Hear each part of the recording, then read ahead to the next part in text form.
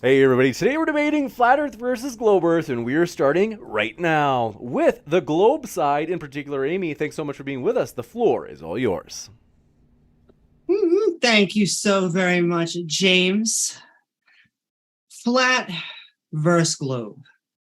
After all, when we look outside our window, when we talk and walk to the store, or even take a cross country train, the land around us feels flat. Though there are numerous reasons why the Earth is an elliptical sphere.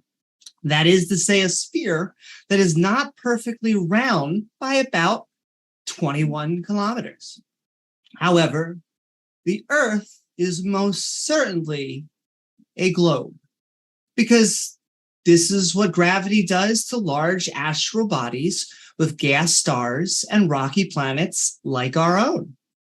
And science has been learning about gravity for a long time, with Galileo, who in 1654 began to perform experiments at the Leaning Tower of Pisa, noting that it didn't matter how much mass an object had, both small or large round balls he held fell to the ground at the same time.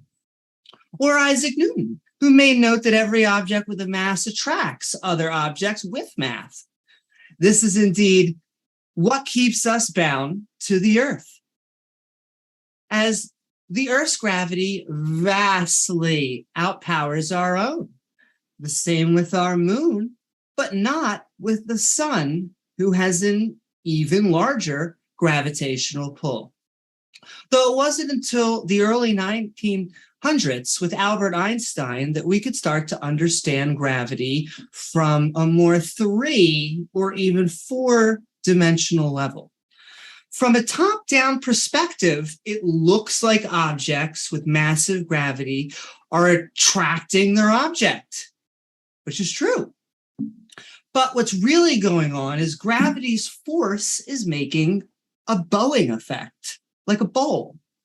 However, our velocity is so fast, or 107,000 kilometers an hour, that instead of us going straight towards the center, we create an orbit, the same which is true of our entire solar system.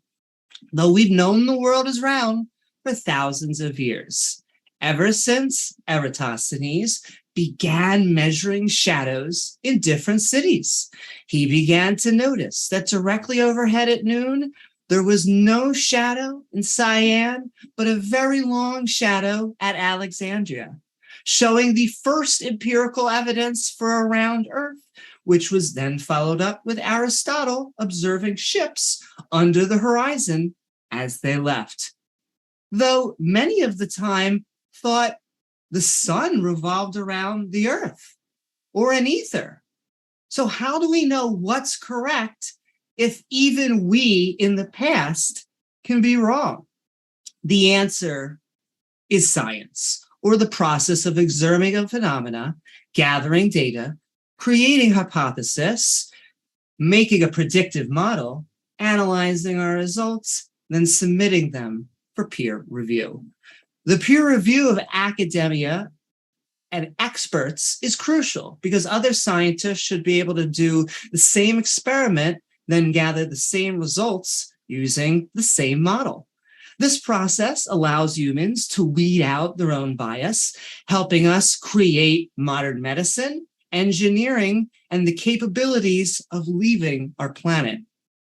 We have live feeds of the spherical Earth 24/7, 365, along with many countries working together, like at the International Space Station.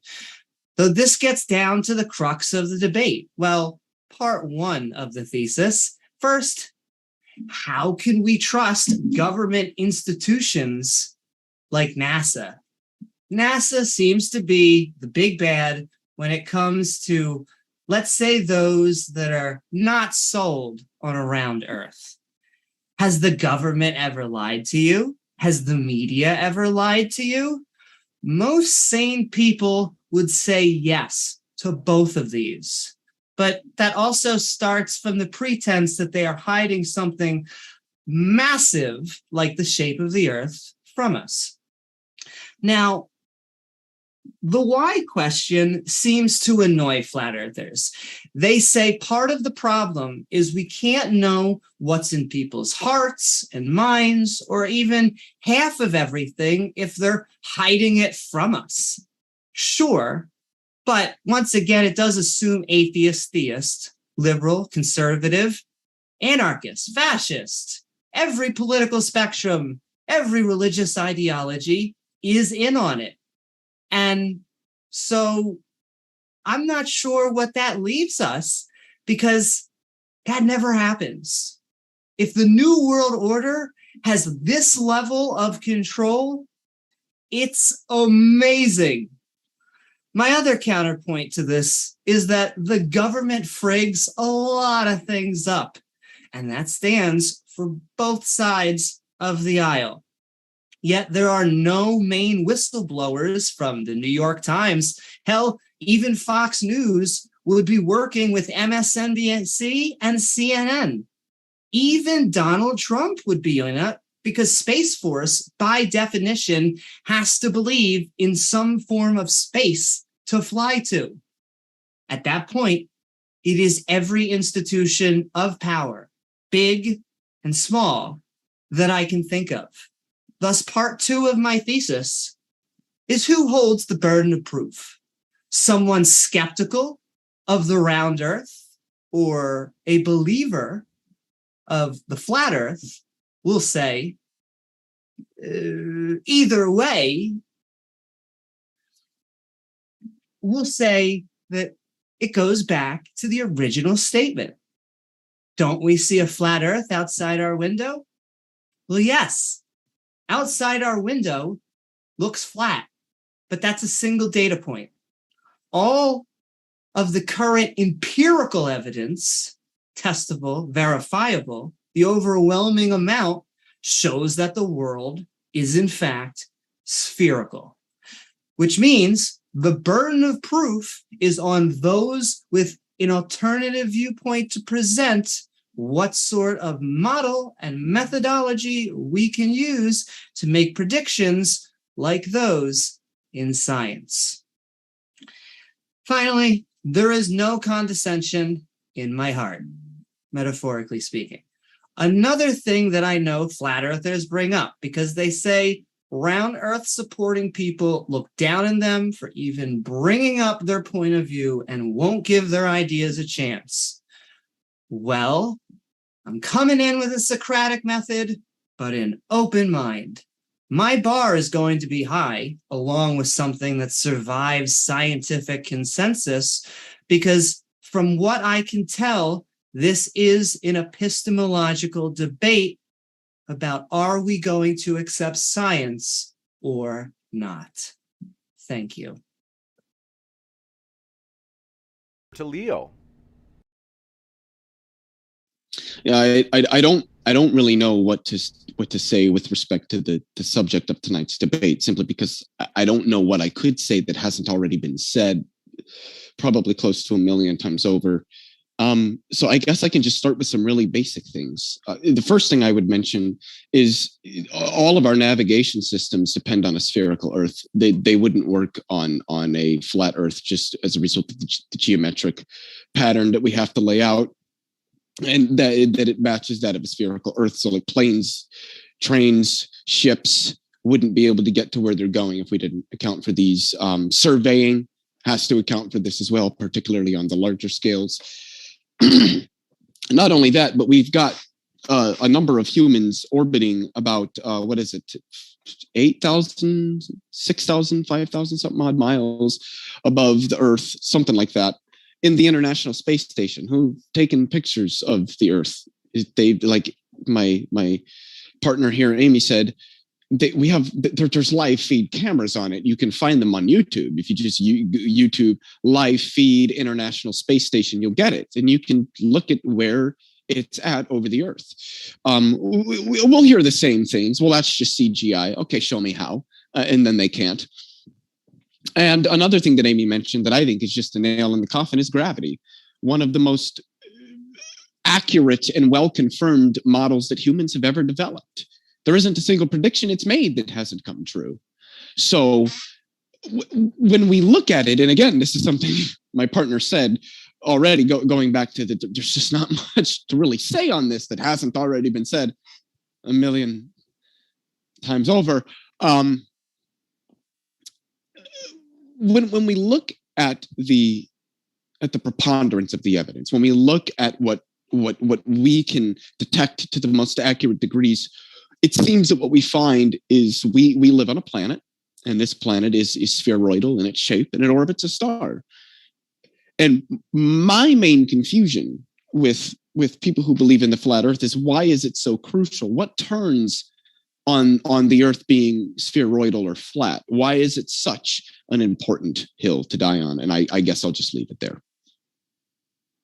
You got it. And want to say, folks, if it's your first time here at Modern Day Debate, want to say welcome. We hope that you feel welcome, no matter what walk of life you are from, whether you be flat Earth, globe Earth, politically left, politically right, you name it. We are glad that you are here, and have to let you know we have many more juicy debates coming up. For example, at the bottom right of your screen, we are thrilled to announce that this November, inspiring philosophy Christian debater has agreed to debate atheist debater Rationality Rules. They have both agreed this is going to be a huge one. You don't want to miss it. Hit that subscribe button so you don't miss that upcoming debate, as well as many others, as there are many more to come. And with that, we're going to kick it over to our Flat Earth side. Want to say huge thanks to all of our guests for being here. Want to remind you folks, attack the arguments instead of the person, as always, whether it be in the live chat or in the comments.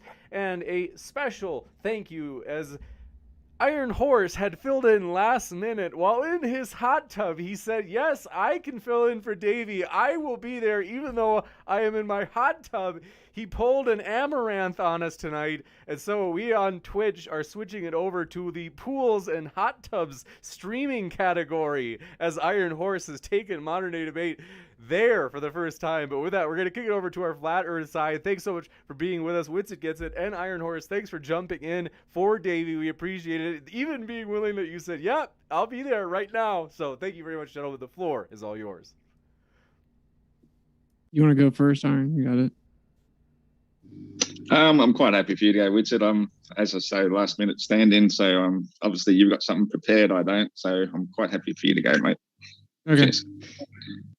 Yeah, I don't have anything prepared, but I'll address everything that they just said. So, first thing that I thought stood out was the claim that gravity is like the most well-known, proven idea ever, and it's a nail in the coffin, etc.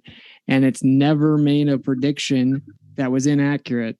That is just patently false, of course. On the cosmological scale, relativity's predictions are drastically wrong, like to an egregious degree. For example, as early as the 30s, applying relativity to the sky, we saw that the galaxy distribution of mass was off by 97%, that the galaxies only had 3% of the mass needed based on what relativity predicted. The expansion rate is far too fast. It needs more energy. You have constructs called dark matter and dark energy, undefined. They're called dark because they don't interact with the electromagnetic spectrum, and we don't really know what they are, and then we assume that they're material. There's difference in how much people think they're off, 10 to the 120th power. Some argue about that. Anyway, long story short, relativity on the cosmological scale literally did make predictions that were wrong, drastically wrong, not even in the ballpark of being correct. And it's been known for a long time. And in addition, it's also completely inaccurate on the quantum scale. Everything that gravity's claimed on the quantum scale has been thoroughly debunked. For example, superposition just destroys the idea of the distribution of mass, creating equidistant curvature of space and time. And there are many different other examples. So it doesn't work on quantum scale. The localization of gravity, being Newtonian gravity, which is 9.8 meters per second squared, little g, is of course downward acceleration.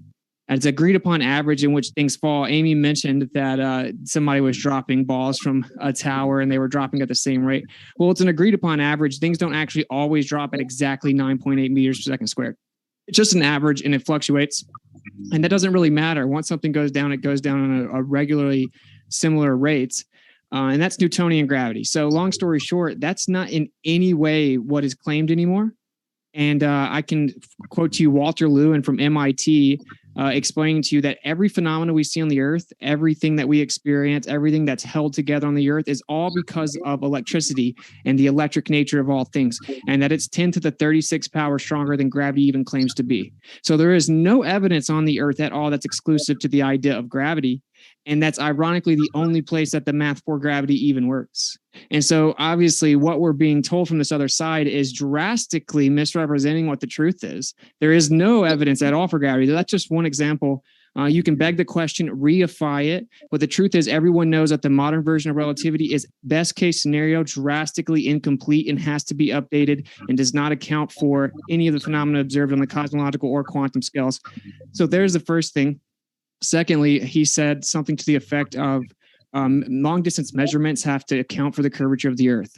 Well, what actually happens is we take plane surveying data, right, where we assume a flat earth. We get a vertical line that we drop horizontal or perpendicular to the horizontal plane to get our level. And then we make measurements in small increments. And then we stitch those together over long distances. And then there's something called geodetic surveying. And what they do is they take the stitched together data from the plane survey data, right? And then they look out over distances take azimuth readings and different things like this. And they go into the observations with a predetermined window, meaning anything that they see that falls outside of it, they just throw it out. I actually debated main surveyor on here. He's a geodetic surveyor. He openly admits this. So they throw out every single observation that doesn't fit within their presupposed little window. He actually explains that if he hadn't have done that, he would have got a radius value way too big consistently. He has to throw them out. So this is basically cooking the books, or Texas sharpshooting fallacy, right? Where you just kind of like the idea that they shoot the gun and then they go draw the circle after they shoot the gun. They throw out all the data that doesn't work within their presupposition. They then take a weighted mean average within that predetermined window, and they try to get within 90% accuracy of the NDSA model or the presupposition of the globe. So if we actually look at the evidence, it doesn't work at all with the radius. So that's what's ironic. And the whole fundamental part here where she's saying, basically, the idea is that we have the burden of proof because we're challenging it or whatever. Well, she actually alluded to it, right? So all empirical evidence actually shows us that the Earth is a stationary topographical plane and that it's geocentric. That's what all evidence ever shows us. So that's our default position, okay? I mean, based on all evidence. He brought up planes. Planes assume a flat stationary Earth. I just talked to pilots the other day. I have them on video admitting, yeah, you have to fly the plane like it's flat and stationary. Their navigation routes are called great circle routes. You can have circles on a flat Earth also. I didn't know if you guys knew that, but bringing up the fact that they fly with circle routes is literally irrelevant to the Earth being a globe. So all evidence, actually ballistic missiles, I have like probably over 50 documents right here on my computer that the military constantly assumes the Earth's flat and stationary to do anything. Long distance ballistic missiles, electromagnetic propagation over a flat Earth for ground weapon systems, all fighter jets, helicopters, you name it. It all assumes a stationary topographical plane. They assume a dielectric plane for electromagnetic propagation, etc. And so all the evidence shows us this. All of our actual measurements, as we just covered, the physical measurements that we have, they're actually using plane survey data. Then we stitch it together and assume a globe and had to throw out a bunch of stuff. So everything shows us that the Earth is flat. All empirical evidence shows us it's a topographical plane, right? And that it's stationary. And if it's stationary, that means it's what's called geocentric, meaning that the Earth is the center. Now, this is what the default position is. This is all empirical evidence ever. They say we've known for thousands of years. This isn't true either. Even if you believe the story of Eratosthenes without primary documentation, he was just a minority in the world at the time anyway. And like they said, they thought it was geocentric. So long story short, yeah, you have the burden of proof if you think the Earth's a globe. I do not care if you want to misrepresent it and say that everyone in the world must be in on a lie. No one thinks that. Everyone believes the lie. Everyone believes the lie. They were all told the lie when we were like 5 as well. They don't think they're lying. There's not some like concerted conspiracy with 7 billion people working behind the scenes to trick us or something. They all believe the lie. The teachers believe the lie. The NASA employees believe the lie. People just believe the lie. Okay. And so that's a misrepresentation of what we're actually saying.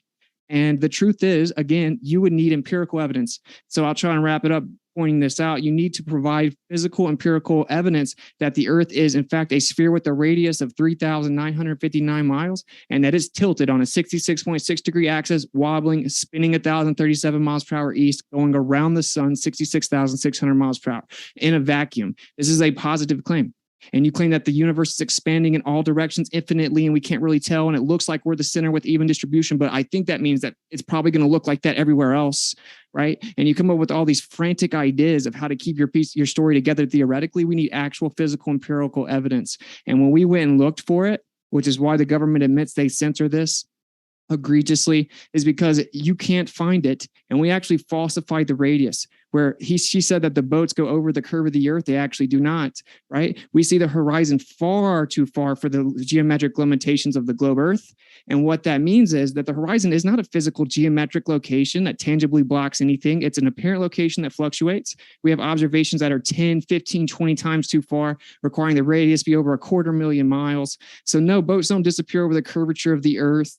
Right? Eratosthenes, he assumed a distant sun, assumed parallel rays, and then used spherical geometry to beg the question. That also doesn't prove the Earth's a ball, right? And there's no primary documentation that guy even did any of that. So long story short, yes, we do want the physical empirical evidence. We know that NASA was founded with Nazis and has consistently lied ever since. We've caught them lying many times. And so, no, we don't blindly believe the government, nor do we think that NASA is the one federal government agency that doesn't lie. So long story short, we measured the surface of the Earth. It's not curving. And if the radius value is not 3959, and that's been falsified, the entire model is wrong because every single aspect of the model requires that. And I'll also let you know ahead of time, there is no motion ever been proven that the Earth is spinning. There's no evidence for it whatsoever. And even Einstein himself will tell you that centrifugal and Coriolis effects would happen if the sky is moving around the Earth, in a letter he wrote to Ernst Mach. And there's no physical empirical evidence that the Earth is spinning or curving. And so, yeah, that's why we're here. And you make claims that are violative of natural law. So we want empirical physical evidence, and then we'll just tear it apart if you think you've got it. And I just keep saying I'm going to wrap it up, but I want to really soak this in for the audience. We used to think the Earth was a globe too, bro. Okay, so this like arrogant, condescending tone that people come into the conversation with, acting as if we're ignorant and incompetent and inept, is very disingenuous. We all knew that the Earth was a globe too at one point. At least we thought we did.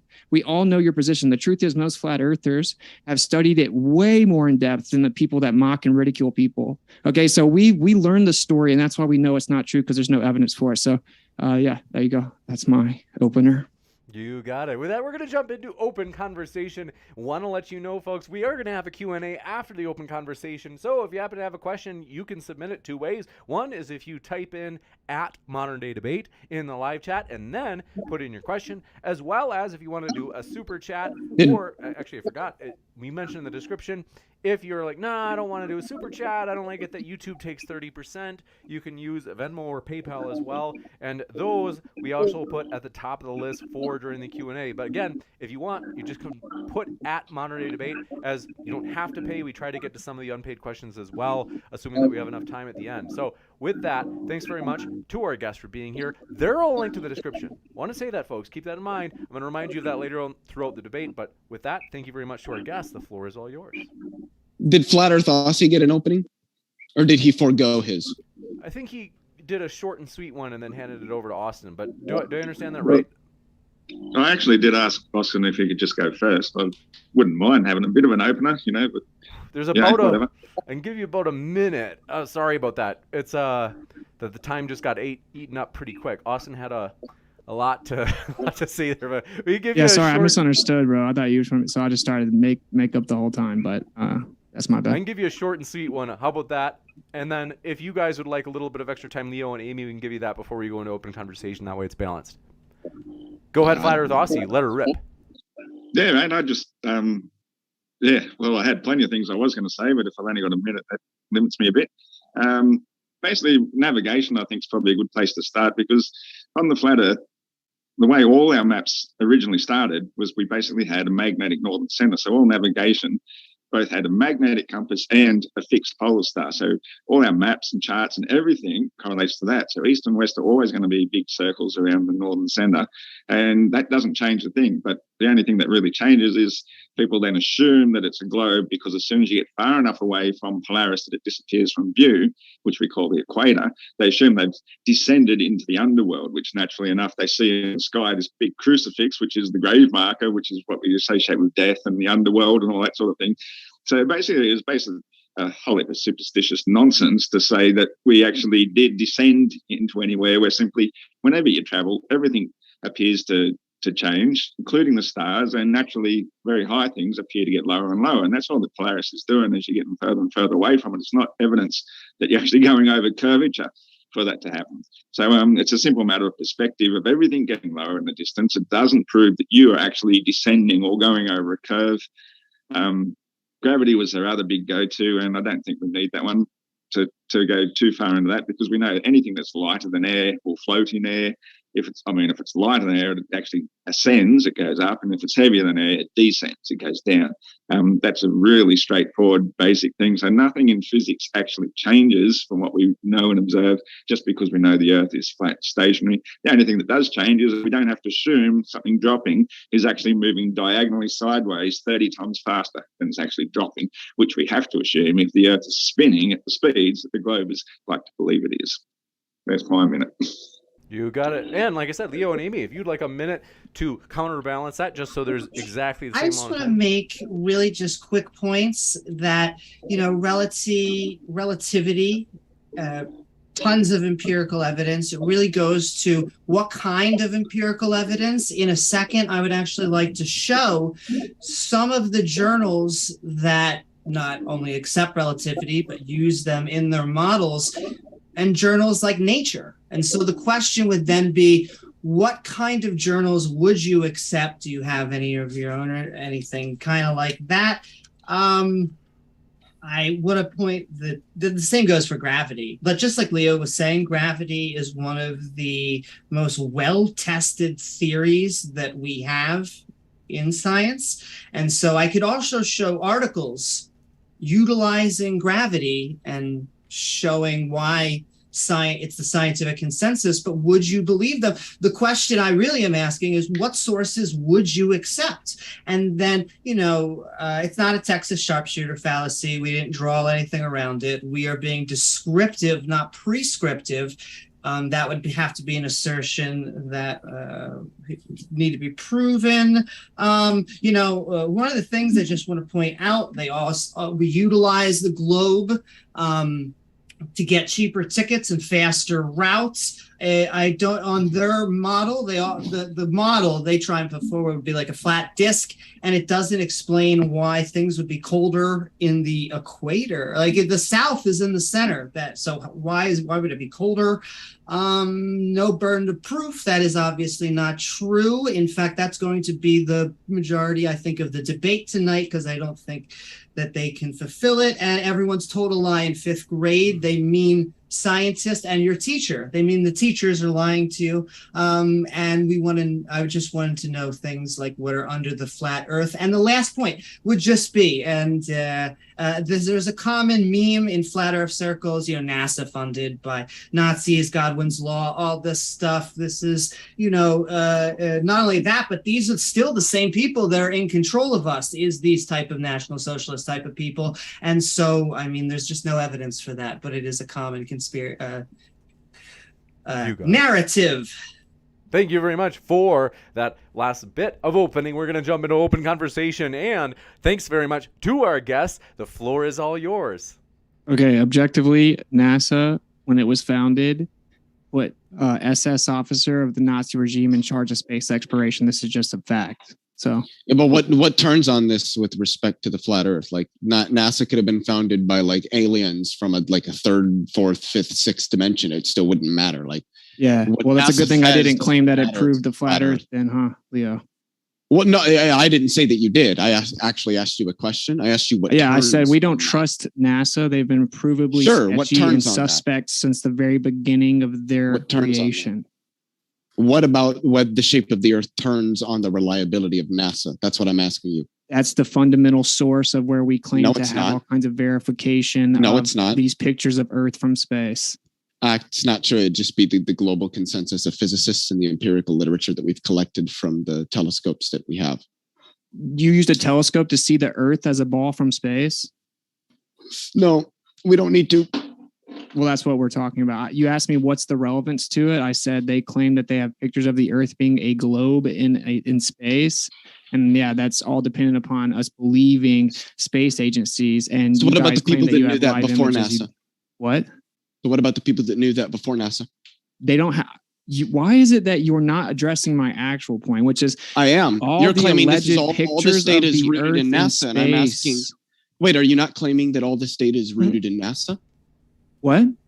Are you not claiming that all this data is rooted in NASA? Pictures of the Earth from space. I explained space agencies as well. Well, that's not the only way we know that the Earth is, spheroidal. Okay, It's so not just picture. Okay, never said it was. All right, then. So you acknowledge that it doesn't really matter what NASA says. There's a variety of other places. It matters because in your opener you invoked alleged pictures from the Earth, from space. Sure, I didn't say anything about NASA though. Okay, so name one picture from space that's legitimate, and you take a picture of the globe in entirety. Just the you live said that feeds we just lie on YouTube about it channels. And say it's CGI. Just the live feeds from YouTube channels. You can name literally one, watch one live feed that shows the Earth being a ball in entirety. I don't know the name of it. Just Google it. Google doesn't exist. doesn't exist. Yeah, go I ahead, would also Amy. like to ask just why there isn't like a single flat Earth picture. Why we can't seem to get one. Why is there not a single globe Earth picture? So yeah, that's what I mean about like the burden of proof. What aboutism? Proof. I feel like every time I'm going to ask a question or like any logistics about anything with the flat Earth, you just go. It's what creationists do with evolution, in my opinion. What's your obsession with always trying to turn into a religious conversation? The point here is that you brought up. Can I answer that? You just ask me a question. Both impulsively interrupting me. That would be awesome. So you asked me a question, and now you're speaking again. But I'll let you finish. You answered the question, and then I went to respond. Why do I always try to bring it back to you guys religion? Seriously, okay, Austin, if you want to go for another like 20 seconds, I'm going to let you do that. But then to be fair, you did ask Amy a question. So before it goes too far, I don't want to let you go for more than like 20 seconds. And then I got to give Amy a chance to answer why the religion topic comes up so often. Okay, that question. Okay, whatever. Yeah, that was a rhetorical question, obviously, because we're not debating religion. But the point is that when you ask, why don't we have a picture of the Earth being flat from space? It's disingenuous and hypocritical whenever you also don't have a picture of the Earth being a globe from space, and yet you're claiming scientific consensus and evidence. We don't claim to be able to go to space. So it's a straw man and it's disingenuous. What aboutism? Good rebuttal, dude. You're crushing. Wait, so I'm just going to assume you don't know what whataboutism is. I know that you're not addressing the actual substantive. Yeah, so let me just tell you then what whataboutism is. It's when somebody says, "Hey, so how do you explain X?" And you need to go, "Well, but what about Y or this or that? How do you explain?" That's literally what you did. She asked you, "Why don't you have a picture of this?" And you said, "Well, why don't you?" Well, how come you're asking me? Like, yeah, you just what about it? No, I explained that we don't think you can go to space, Leo. Do you need a note? So you're saying so then you're affirming that you don't have pictures. I already said that we don't think you can go to. I just wanted clarification. That's fine. Are you confirming you don't have pictures also? If I might butt in and say something, it's we've had some major changes in technology in the last few decades, and the biggest change we've had is the digital camera, and we've had the ability now to record, hours and hours of footage in very small amounts of space, so we can send these cameras up very, very high. Something that we could never do for thousands of years. We couldn't do this 1,000 years ago. We've only been doing it for the best part of maybe a decade, 2 decades at the most. And we can send these balloons up to about 25 miles high. It's about the highest they go. And every single non-edited and non-fisheye lens image that we get proves and shows the Earth is flat. And not only that, you get no clarity whatsoever of the continents. Our atmosphere is too thick. So anything that they showed us from the late 60s or early 70s, pretending to show a blue marble from outer space, has to be fake, because you can see the continents clear as day. They're just something taken from an aeroplane through a round window. So all the evidence we have, all the pictures we have of the Earth prove that it's actually flat. Except the ones from the International Space Station. And I just want to make a comment that the reason that it often goes to religion, although I think this is more about epistemological debate, because we are arguing about what kind of tools we use. We're arguing about what kind of data I think Leo and myself extract mainstream science. And the reason I bring up creationists, or specifically to paint with a thin brush, the young Earth creationists, is because what they do is they don't try to prove creationism. They know they can't. The flat earthers, in my opinion, know that they have a much harder uphill battle to try and prove that. And so what they try and do is they try and shutter the burden of proof. And that's why it is similar. Okay, you're self-projecting because you don't have any actual physical. Did you guys not even listen to the opener that all physical measurements of the Earth are using plane survey data? When you do geodetic surveying, you have to presuppose the sphere and combine the plane survey data. Every time that we use any military technology, it assumes a flat stationary plane. Earth, which means every single time that you have successful use case, that's physical empirical evidence of a stationary plane. So I would like to clear for the audience, because you guys aren't seeming to be particularly honest right now. There is no real picture of the Earth as a ball from space in entirety, and the only one even claimed is 1972. Anyone that tells you anything different is lying. Himawari 8 is not. ISS is not the whole Earth, nor is it actually what the Earth looks like. You can easily fake that with convexity lenses. There is no real picture of the Earth being a ball from space, and it's 2022, and they claimed they got one in 1972, but we still can't get one. All we get is CGI. That's not sketchy at all. So I wouldn't invoke anything to do with pictures of the Earth. Sure. Why do people in the northern hemisphere and people in the southern hemisphere see completely different stars? Yeah, there's all kinds of reasons for that. So for one, you can easily replicate it.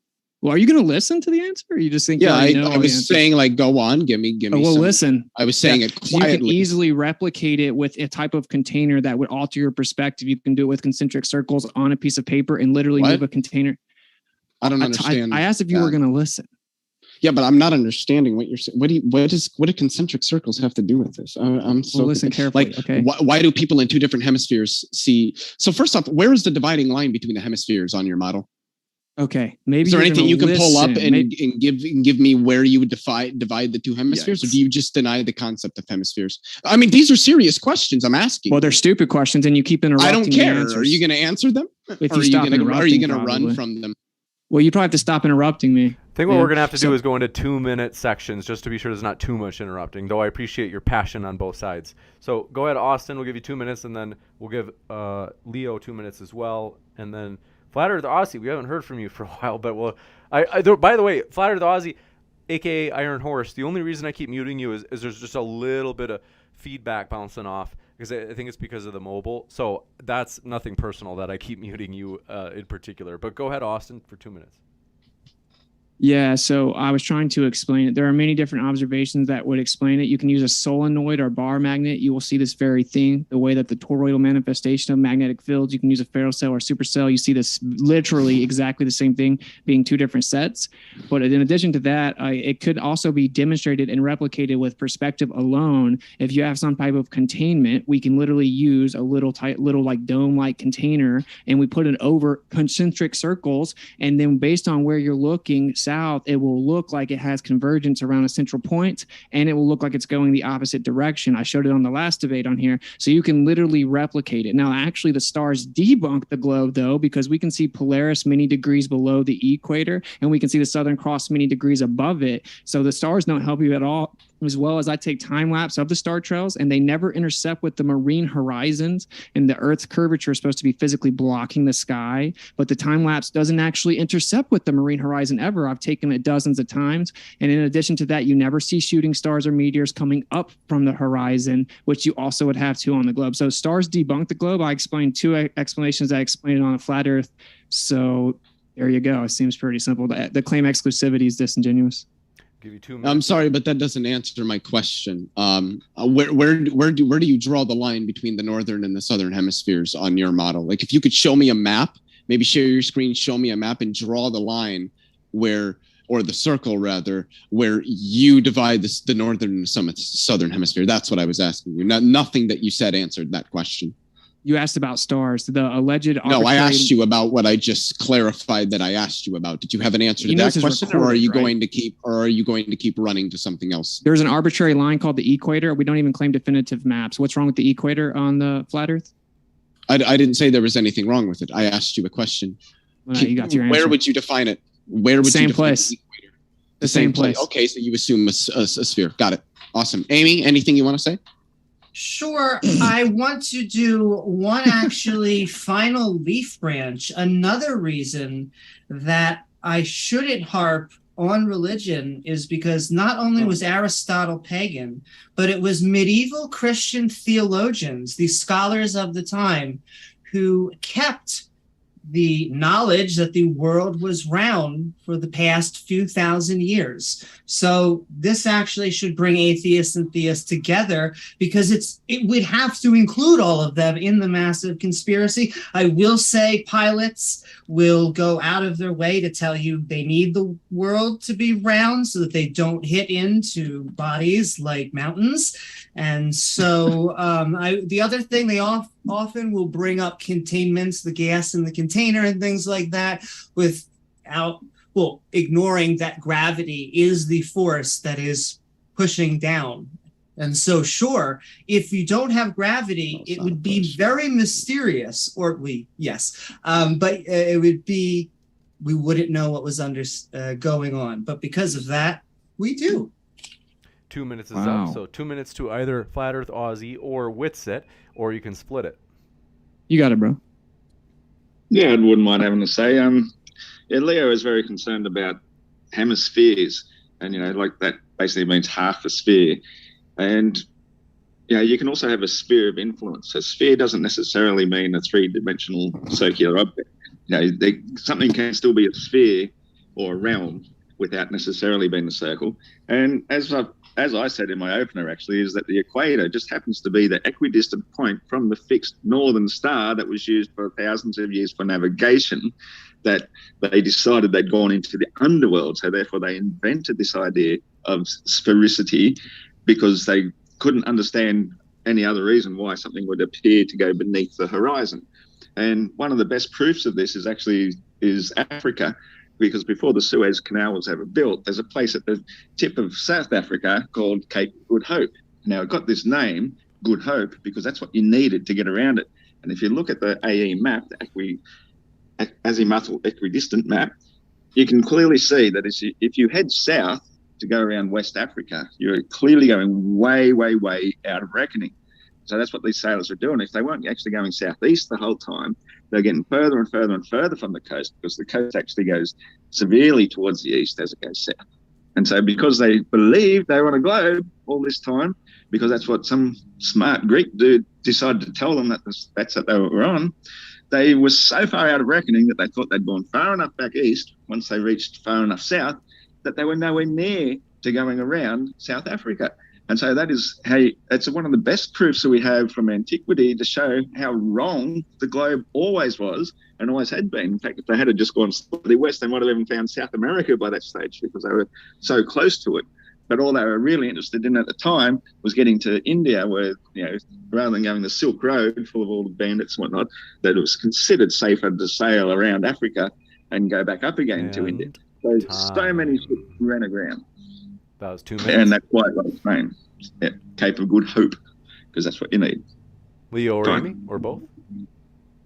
I just wanted to say one of the reasons we know the world is round is because of circumnavigating the Earth, because of being able to go in a single straight line and getting back to where you originally started, which would not be possible on anywhere but a globe. So I know they try and present their flat pancake, which once again, I have seen that and it makes no sense to me. It brings up all sorts of other logistical problems. Like, I want to know on the flat disk model, why is it colder in the South Pole?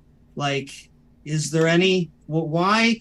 There seems to be ice. Yeah, or is it the... Why is there never snow in the ice dome is out here, but then there's a center. Why is the center cold? Because the sun goes around the equator, and sunlight is what produces heat when the light hits the ground and reflects off of things. And so because it's coming in such an angle of incidence, it doesn't matter how far south the sun appears to go during our summer, we still have longer, hotter summers.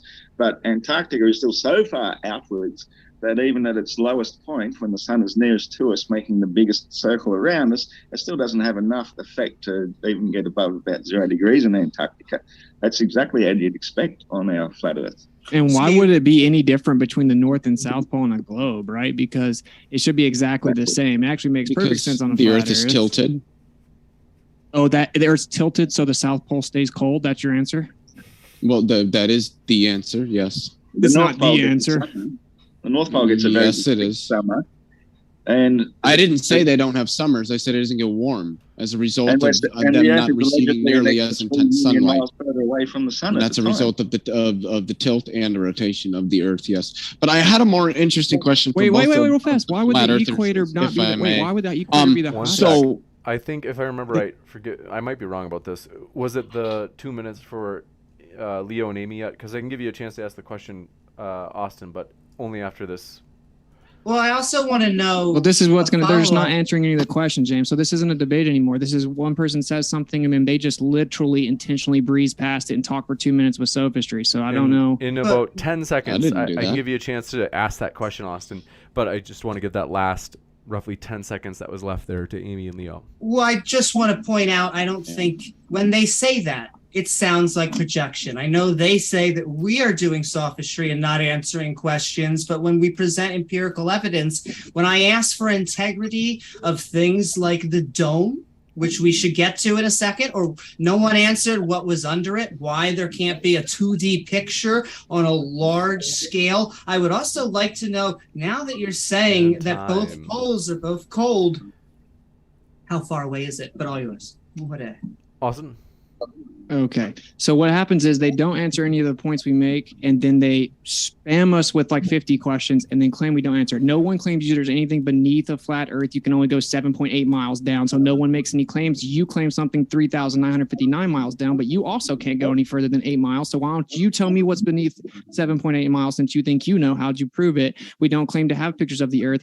In fact, the fact that the equator is the hottest place on the Earth debunks the globe, because according to the globe, it's tilted at 66.6 degrees. So the direct ray of 9 degrees doesn't hit the equator exactly. So that actually debunks the globe. It doesn't debunk the flat Earth. And I actually have a video. Can I share my screen? It's 13 seconds long, when someone claims that pilots have to assume the Earth is curving and spinning to fly planes so they don't hit mountains, right? Which is it's just a lie. So, I mean, I'm going to play this 13-second clip as the end of my time here, because it's just, I don't understand why we have to be disingenuous. So, hopefully this can be heard. If you're sharing video, they won't be able to hear it unless when you do click screen share, you'd have to click share audio also. So if you click share, and then once you select, I think we're good. So basically it's like the Earth spins and curves, but you fly the plane like it's flat and stationary. Yeah. So it could be flat and stationary. Okay, one more time. Yeah. So basically, it's like the Earth spins and curves, but you fly the plane like it's flat and stationary. Yeah. So it could. Yeah. Okay. So sorry. I just. It's frustrating to me when people act like you have to fly. You have to act like the Earth's a ball to fly a plane. That's patently false and absurd. You would die if you did that. We'll kick it over to Leo and Amy for 2 minutes. Yeah, so I don't care what a couple pilots say. I care about like the actual systems of navigation that are utilized. Also, I wanted to get back to the question that I wanted to ask before. What is the diameter of this flat plane that is the Earth? We don't make claims about that. So you don't know. You don't know what the diameter of the flat plane that is the Earth is. We don't even assume that there's like a circular diameter. It's illegal. So you're saying it could be infinite. It could be infinite. I didn't claim that. Well, so you don't know. You don't know what it is. I just said that it's illegal to privately. Okay, yeah. 60th south latitude. Also, the tilt of the Earth is 23.4 degrees north on its axis. What's that off of 90 degrees? I don't know where you're getting 66.6 degrees. 90 minus 23. You don't measure off of 90 degrees. Do you know anything about trigonometry? You don't measure. That's not how you measure angles. Really? Yeah. Wow, you're just crushing today, dude. You measure them off of 0 degrees. Oh yeah. So you would measure the x-axis angle of tilt in either direction based off of where the x-axis is, which is the 0 point. So and it's perpendicular to the plane. Hold on, there's a little bit of if both sides are talking, they can't hear either of you. So just to be sure that we have it, or it's. I want to give you a chance to respond to the questions, Austin, but I also want to, Leo, if you wrap up that point, and then I just want to make sure that Austin had enough time to respond to the actual question. Yes, so you go off of an axis, and the axis from which you're measuring is 0, so, and then you go from there, and then orthogonal to that axis in some defined direction assuming you're in a space where you can do that, gives you your 90 degrees and also another dimension. Awesome. Yeah. So you can take it from 90 degrees either way. It's objective that it's running perpendicular or something. So that was just a grasp at straws, non sequitur to anything being talked about. You said you don't care about what two pilots say. It's not what two pilots say. It's what every single documentation of any plane ever flown ever says. It's designed to fly over a flat stationary Earth objectively. And you claimed about the navigation. I just explained it to both you guys. So there's something called a Great Circle route. She claimed circumnavigation is impossible on a flat Earth. Was this also just patently wrong? You can go east to west, updating relative to north, and come back to where you started doing a circle on a flat Earth. But you cannot fly a Great Circle on the meridian north to south on a globe Earth, because it's, first of all, legal to circumnavigate and no one's ever done it. And secondly, you would actually have to be updating for the Earth moving underneath you east the entire way. So over 5.5 hours going 550 kilometers an hour, you'd have to adjust 3,171 kilometers to the left or to the east. And you never do that. So literally great meridian routes, flying planes debunk the Earth also. Everything you're saying is actually backwards. In a second, may I, and in fact, can I share my screen? Sure. No one's going to address the point again. I don't even know what you said. I don't know what you're talking about. So it's just like gibberating at this point. Seems they don't realise that the Earth is actually orbiting the sun, and they'd just rather ignore the fact that it's going 66,600 miles per hour. Why would I ignore that? Those are basic facts. I don't. But that's basically what you like are. Third grade. Well, I'm not ignoring it. It's just basic. Why would I talk about? Hold on. I do. Amy, I think, had something they wanted to show Iron Horse and Leo, but we'll give Leo a chance to speak after for the remainder of the 2 minutes, and then we'll come to you, Iron Horse, I promise. Well, I just wanted to go over, and I wanted to know if they had any tests. This is a paper on another taste of space-time curvature and relativity. Just quick abstracts. Now, it's our author Eddington has successfully measured the space-time curvature by the edge of the sun, thereby confirming Dr. Einstein's remarkable forecast. An additional test of relativity comes to mind. So this is just that. We then have the curvature of the Earth. And I will just read, after 72,000 feet upwards, they saw the curvature of the horizon. So you can check out this paper on Nature. And then finally, from the University of Nevada, you can go over why we know the Earth is round. But what I would like to know is why you guys think that it is flat in any published papers. And when I often ask for published papers or anything in the peer-reviewed community, I get that this isn't fair. But is there any universities that support? Amy, I don't think you're on the right tab. Am I not on the right tab? Wait, is this the Eric tab at the top? Oh. Is that what you're on? No, it's just you had said Nature, and so I was like, wait, but that says Eric.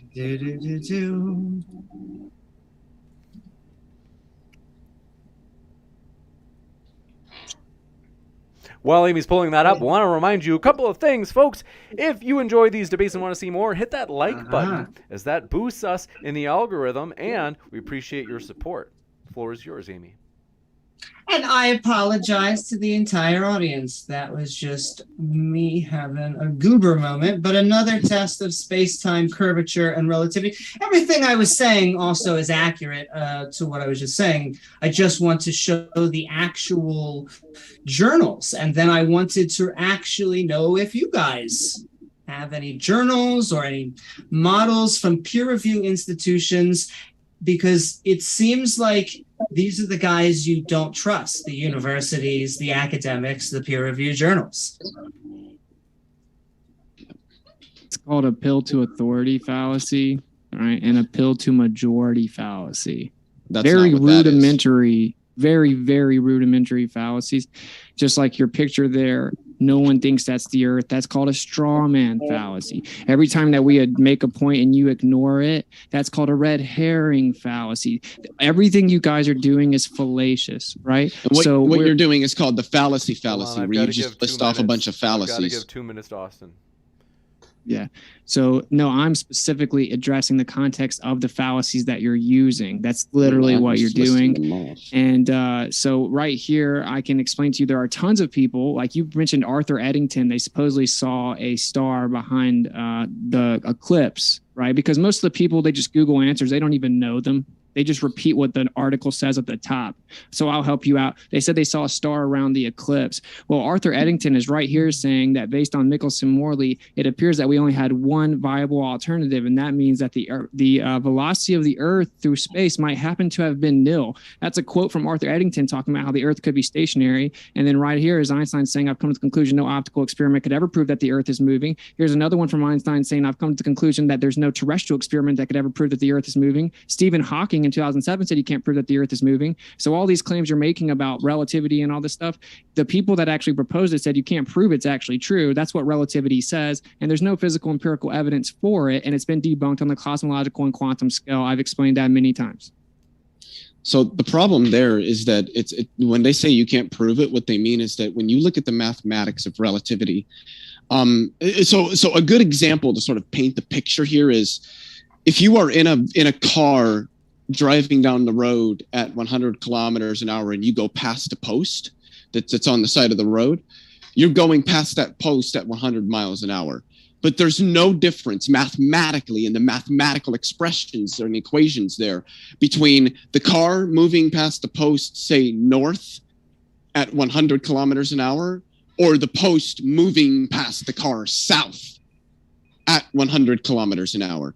But that doesn't mean that when you see a car go past the post at 100 kilometers an hour that you don't see that it's the car moving past the post. What is being shown is that there's just an intrinsic symmetry entailed in the equations. That's not what he said. That's all that they were expressing there when they say that they can't prove it, is that you can show that the Earth is moving, but you could also just take the Earth, make it stationary, and then just move everything around it at the same speed, and you'll get the same thing mathematically, much the same way that if you do car past post or post past car, they're mathematically equivalent. That's all that they were saying. And Stephen Hawking has, in fact, clarified that's what he's saying. And I just also want to point out it's not an argument to authority. We are trying to talk about what the actual authorities are. So I will ask again, if you have specific journals, if there is some sort of scientific peer consensus that you would be able to appeal to, I want to go back to this. So I have the First Nature article, another test of space-time curvature and relativity. I can screen share again if you would like. Well, then I guess we'll just you get 2 minutes apiece to scattergun points. I understand. I'm timing it. Points. I made 1 point. What are you talking about, dude? She's scattergunning points right now. She's not. It's not our fault you can't follow the discussion. 45 seconds. Don't self-project your I want to do this so that you Leo. guys each have 2 minutes on each team. Go ahead, Amy. Oh, no, it's just as long as he's conceding that relativity is empirically sound, that gravity is empirically sound. If not, we're going to have to go back into those articles. He wasn't able to present any articles of his own. He said it was a fallacy when it wasn't. So these are the actual authorities. So I don't know who he would appeal to beyond himself. Go ahead, Austin, for 2 minutes. Okay, so he's just objectively wrong. He said what he is saying. That's not what he's saying. He literally says, in context of special relativity, giving a speech on Michelson-Morley being what led him to come up with special relativity, is that he came to the conclusion that no optical experiment could ever prove the Earth is spinning. Not that he has another quote that he explains that the coordinate systems could be interchangeable. That's not what he's talking about here, though. He then goes on to a further quote, which I've actually read Special and General Relativity, obviously has, and that's what this quote is from. And he explains in excruciating detail that what he's saying is no terrestrial experiment could ever prove the motion of the Earth. Arthur Eddington said that in context of Michelson-Morley, the only other alternative would be that the velocity of the Earth would happen to have been nil. They are not talking about mathematical relativity. relativity, they are talking about how they actually can't prove it because of relativity. And he makes it very clear. He's saying that no optical or terrestrial experiment could ever prove the motion of the Earth. And this is cited in stubbornly elusive illusion, or whatever that is called, by Stephen Hawking in 2007, where he explains you can never use any terrestrial experiment to prove that the Earth is is in motion. And that's literally what relativity is saying. So literally what he said is patently false. It has nothing to do with just math. Because motion is relative. Of how you can't prove it. It's literally wrong. Because motion is relative. Go ahead. Well, you say motion is relative, but what about reality? Now, in reality, that car might have been moving, but the post is standing still, and that's reality. So you can be mathematically correct about something, but be still completely wrong about reality itself. Exactly. So the car is moving, but that's what relativity is all about. It's saying exactly. I've got to give it the Earth is perfectly stationary and not moving. The sun is moving, or alternatively, the sun is standing still, even though it's going over 500,000 miles an hour. But alternatively, you can say it's still and the Earth is moving. Mathematically, that's correct. But in reality, what's happening is the Earth is still and the sun is moving. So reality is basically just making up stories to try and explain why reality doesn't work according to the expectations of people who would like to believe we live in a spinning ball hurtling through space. Okay, good. We're not in Leo space. and Amy. At the bottom of the 2 moon. minutes. I would also like to go maybe to this dome, because I want to know, we kind of went over last time. Well, I would love to know really what it's made out of, what's its integrity, if it's going to last forever, why we can't seem to get scientific evidence of it. Don't know if Leo. I don't know anything about a dome. I mean, our GPS satellites sit 14,500 miles above the surface of the Earth, so I don't understand that. No, I don't even really know what to say, because I would have to give a $3,800 community college lecture on relativity, and I don't really want to do that. So there's really not a lot to say. I mean, everything they said was correct. It just accords with what I'm saying, that the mathematics, there are symmetries in the mathematics in which you can you can sort of transform the coordinates of systems and get the same results. So using fancy terminology that you yourself don't really understand to try to make a point that you don't really understand is just not going to be good for you. You can't measure the motion of the Earth from the Earth, because motion is relative.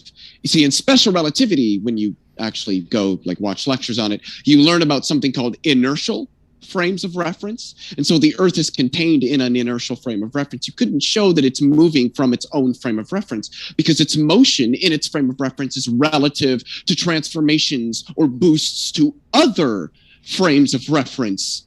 And the discrepancy between them is a difference in the motion of those two objects. Motion is a relative concept. This was known even before Newton.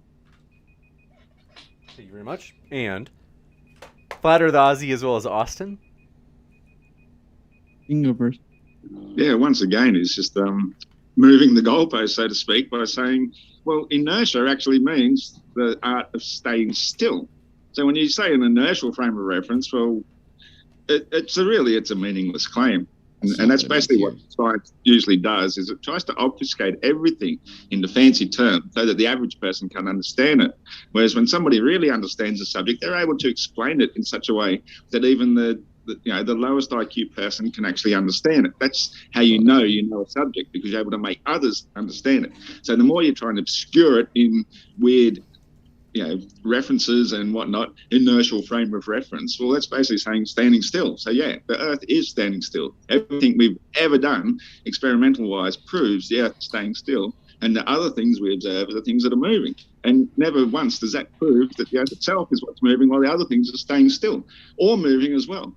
And yet the heliocentric model is trying to insist that everything's moving, that our sun itself is going 514,000 miles an hour. Now, that's absolutely ridiculous. We see it wafting overhead. It's absolutely ludicrous. Even if you get to that speed, because first of all, you've got to say that you're spinning on your axis at a supersonic speed. It's about Mach 1.35. Then you've got to say we're going around the sun at approximately Mach 87, Mach 86.8. And then you got to say that the sun is moving about 670 Mach. And all the globe ever has to argue against that is saying, no, but sound doesn't exist in space, so therefore you're wrong. It's, it's got nothing to do with the sound itself. It's just to do with the fact that we're talking about speeds, and we're talking about incredibly huge speeds, none of which have ever been detected apart from watching the sun itself moving 15 degrees per hour. And we watch it coming towards us, it seems to get higher. And as we watch it go away, it seems to get lower. And that's exactly how perspective works, something I've proven by watching chemtrails. I've watched a plane come towards me, spraying a chemtrail, and the plane seems to be flying straight up. And then I've filmed it, and as it goes over, I've filmed it going away. It seems to be going straight down. 10 minutes later, that chemtrail has drifted across the sky, and you can see it is absolutely perfectly parallel and flat to the ground, which is in itself a flat stationary Earth. Can I just address that? I would first of all like to know how they can think an atmosphere can survive, and if it's the dome, then I would like to know. I didn't know it was your turn, Amy. I thought it was your turn to not talk right now. 2 minutes? I thought we were doing 2 and 2. Iron Horse just finished on behalf of the flat side, so now it's okay. So they just get 2 minutes total, then also, right? Correct. So they don't get to both talk forever, then. Yeah, I've been timing it. It's been 2 minutes each side. Okay. Been a very fair amount. So. But I just want to know how an atmosphere would stay on there. I would like to. My saying that is the creationists to go to it, or the flat earthers, seem to be their job is to sound technical, while the scientist's job is to convey information. I don't know how much more time is left, but I do want to screen share one more time. I just would like to get this addressed.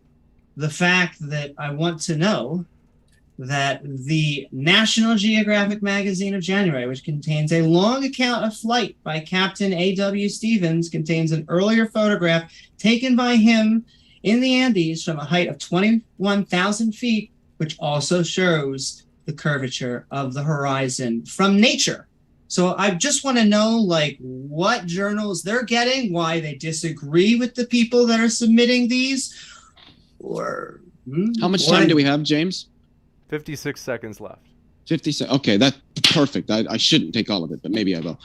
So I find it interesting that our opponents are sitting here talking about, well, you guys don't seem to understand relativity. No. See, Einstein and all these, and Hawking, they were saying this. And I mean, Witsit himself said, well, you obviously haven't read, his book, Relativity, the Special and General Theory. Well, I have, and this, that, and the other. But then I start using just slightly more complex terminology, and then, you need to dumb this down, you're just throwing out all this fancy term. I just that there seems to be a disequivalence there. I find that funny.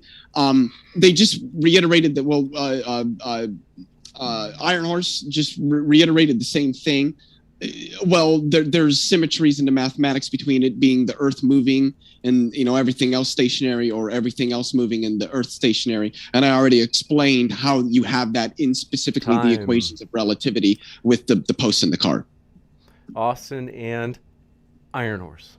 Okay, so I obviously never said anything about complicating, you being overcomplicated or over my head at all. I haven't talked since you went on your nonsense, non sequitur rant. But the point is that if you have an inertial and accelerative frame, which is what you claimed is Coriolis, so you need an inertial and accelerative frame for Coriolis. That means that whenever you're flying a plane on a great circle route on the Great Meridian, north to south, that you would have the Earth spin underneath the plane east, and you would have to account for it, right? Mm-hmm. So I pointed out to you that you've been wrong every time you talked about relativity. You said that they were just saying about the math being interchangeable, which is objectively wrong. It's not about the math. It's saying we can't prove it with optical experiments, meaning using lasers or any types of light. We can't use terrestrial experiments. It's literally what it means in the context. He was talking about Michelson-Morley, which was interferometry, which failed to measure the 30 kilometers per second around the sun's orbit. But then Michelson-Gale-Pearson matched it perfectly within 98% of the prediction fringe shift. So you're just hand wave dismissing everything with sophistry. And that's why this is really frustrating. frustrating and I can't call you out live.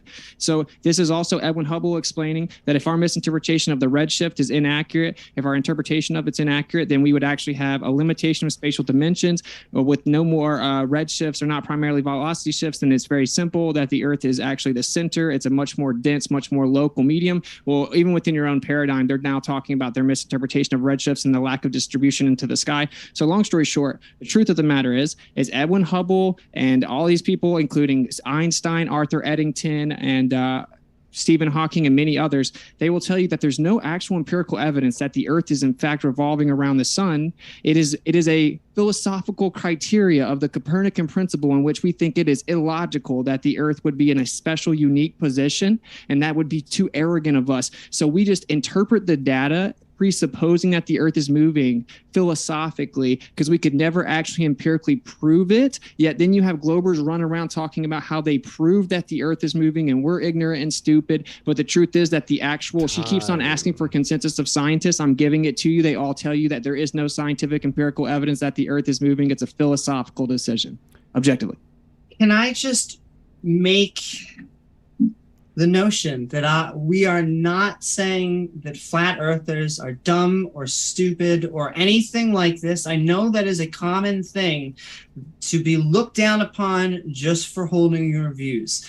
I really am trying to come in here with an open mind, but if our bar as skeptics, as far as Leo and I are concerned, I think we're both naturalists, and so we want some sort of empirical prediction. Like, models in science are actually able to make predictions that when put up to other scientists, they are forced to concede that point, often against their own models, because the data is driven there. And that's what I want to know. I mean, is there something, can I also ask in this, is there something wrong with the paper? Is National Geographic, was that what I just presented? Are they in on it? I would love to know. I think we still have a few, all you, Leo. Oh, 40 seconds or 49 seconds. 49. Okay. Yeah. I just keep hearing the same things I've already explained over. Yeah, many people who helped develop relativity and used it talked about the principle of relativity. I don't know why we keep reiterating the same point that's been answered three or four times now. I just, it blows my mind. I'm hearing a lot of words and not a lot of content, and it's making it really hard to like respond, because there isn't anything to respond to. It's just gibberating to me at this point. I don't know what to do. Wow. So yeah, I pointed out that it's not actually proven. It's a philosophy. Now you misspoke and said that he was talking about the math. He's not talking about math. I didn't misspeak. He's not talking about just the math. He's talking about the fact that there's no experimental way that can ever be done to validate that the Earth is in motion. And now you don't want to address the point, which is you guys hate the idea of religion. You hate the idea of philosophy. No, I don't. You hate your world. Your worldview is all, oh, I'm a naturalist. I probably know much more about philosophy. So hold on, I got to give Austin a chance to speak. Okay, this is the point. It's ironic. Is I'm elucidating the ironic nature of that position. Is the globe Earth, the heliocentric model, is literally a philosophy built upon the philosophical worldview of the Copernican principle. And whenever you guys ask for, oh, you don't have consensus, like her National Geographic, which says that you can see the curvature at 21,000 feet, antithetical to the actual geometric claims, and Neil deGrasse Tyson himself will tell you that's ridiculous.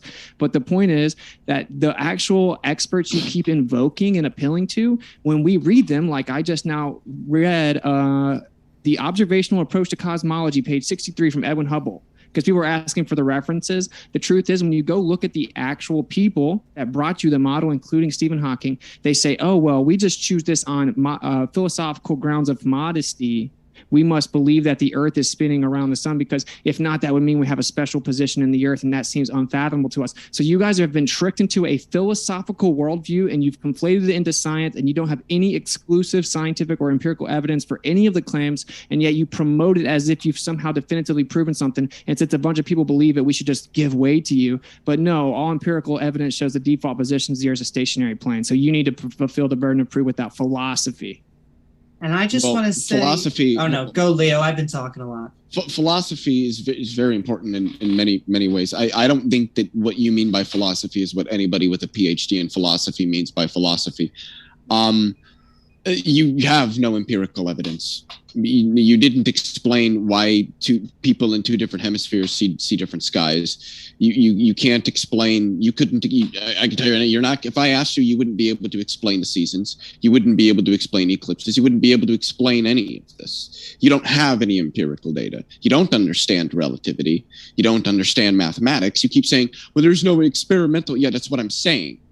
There aren't experimental results that could prove it because of the symmetry in the math. Like, the fact that you haven't yet followed what it is that I'm saying is explicit demonstration of the fact that either A, you're just willfully ignoring the points that I'm trying to make, or you do not have the cognitive capacity to follow along with the points that I'm laying out.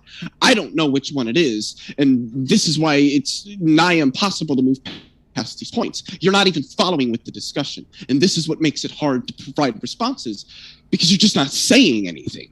Amy, anything else? I don't know how much time we have. 1 minute and 1 second. I just want to keep on reiterating, although I would love to blame religion, I find that I have religious brothers and sisters on this subject, and to not include them would be a mistake. Like I said, it is because of them that from a scholarly position, we continue to know the world is round. Many of them will, I would say, and hopefully stick by our side. Throw things, identity politics and all this stuff away. We're here because science and scientific consensus, it's not a democracy in that not just anyone can throw, but anyone actually with expertise in the field can go out and submit things, or at least go out and get your results and get them published in actual journals. I don't understand why that would be such a hard thing. And like I said, maybe this, yes, sure. All you guys. All right, Iron Horse, I've been talking a lot, so I'm going to let you go. I just want to read one quote, and then you got the rest of the time, bro. Because they're just skating past it using ad homs at this point. So, I mean, I think I'll let the audience decide. But anyway, this is Stephen Hawking. He said, all this evidence that the universe looks the same, whichever direction we look might seem to suggest there is something special about our place in the universe. In particular, it might seem that we observe all other galaxies to be moving away from us, then we must be at the center of the universe. There is, however, an alternative explanation. The universe might look the same in every direction as seen from any other galaxy, too. This, as we have seen, was Friedman's second assumption. We have no scientific evidence for or against this assumption. We believe it only on grounds of modesty. It would be most remarkable if the universe looked the same in every direction around us, but not around other points in the universe. Physicist Stephen Hawking explaining that it's a philosophical determination of modesty of the Copernican principle, and we have no scientific evidence for it, and that's the truth. And we have all the empirical evidence. Iron Horse, you got it. Yeah, cheers, mate. Yeah, you pretty well nailed it. Being philosophical, as where Leo's trying to say that you have to have a PhD in philosophy in order to understand philosophy, and I think that's the most erroneous thing, and that's the typical standpoint from nearly everybody in the scientific field, is if you don't have credentials, then you're not being scientific, or you're not equipped to deal with these things. Whereas, you know, there's a great saying where they said that the greatest candle maker in the world would never have been the one to have invented the electrical light bulb. Every new advance that comes from somebody from the fringe who is thinking outside the circle, who has not been heavily indoctrinated or educated with the very things that they are saying. If you're not, if you haven't studied all the other philosophers of the world, then obviously you're not a philosopher. Well, we're all philosophers, we're all scientists. We all have a valid point of view, and everybody who questions things, that's being a scientist. So, you know, Amy only had evidence to show things of where they're educating children in schools, and nearly everything you see in these science things, all these time things that they show, it's just about teaching children. It's about putting it into their minds before they've even had a chance to learn how to think for themselves. Whereas any free thinker, that's time. I do want to say some of the links, the ones that I were originally showing, they were college level websites and universities trying to explain gravity to children. I was going back and forth whether I should show them, because one of them was like the shadow test. But once again, I'm going back and forth because I don't want to be condescending. I don't want to be here and be like, this is for children, because, this is an important debate. In fact, I'll even say I agree with Witsit Getsit. I think this is a philosophy debate. I think this is a epistemological debate, because in my opinion, Leo and I agree with the scientific consensus. That is where we get our data from. And I believe that the other side relies on personal experience. If I am straw manning them, then they can explain it. But that is what I have seen so far. So going to what Witsit said, I never denied the importance of the philosophy. In fact, when I first spoke, I said that the philosophy is in fact very, very important. So in fact, you could say I affirmed what you said. So I don't know why you think you can attack me on that point, because it seemed that that's what you were trying to do there. I don't think you could tell me what Einstein, or rather Stephen Hawking, was trying to explain there when he was speaking. But perhaps you can give it a go next time you have the chance to speak. To Flat Earth Aussie, what was it that you said that I wanted to respond to? Somebody refreshed my mind. The first philosophers? Yeah.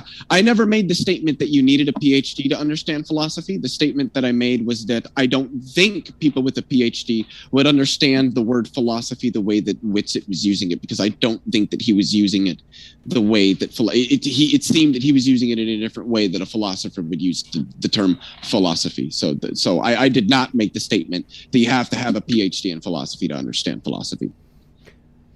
We'll kick it over to Austin and Iron Horse. We're also going to go in the Q&A shortly, folks, so hang tight for that. Iron Horse and Austin, floor is all yours. Hang tight. I want to read another quote because the reason it's important is obvious that it's just philosophical preference pushed onto children as if it's scientific facts. You guys come say scientific consensus over and over, and you want to breeze past the meat of the point, but that's not my problem. The audience will hear it. This is Edwin Hubble. He said, such a condition would imply that we occupy a unique position in the universe, analogous in a sense to the ancient conception of a central Earth. This hypothesis cannot be disproven, but it's unwelcome. It would only be accepted as a last resort in order to save the phenomena. Therefore, we disregard this possibility. The unwelcome position of a favored location must be avoided at all costs. Such a favored position is intolerable. Therefore, in order to restore homogeneity and to escape the horror of a unique position, we must be compensated by spatial curvature. There seems to be no other escape. Edwin Hubble explaining how they had to come up with this idea of relativity and keep pushing it and migrating it towards what the observations of the time, because they can't prove that the Earth is not central and stationary and special, and they don't like the idea that maybe the Earth was created and has a special position. So they masquerade philosophy and religion as if it's science. So it's very ironic that we are taught as if we are science deniers when we're clearly not, and we're just calling out their religion. Iron Horse, anything? Otherwise, we'll kick it over. We got about 38 seconds. No, I just say amen to that. Like he's basically nailed it.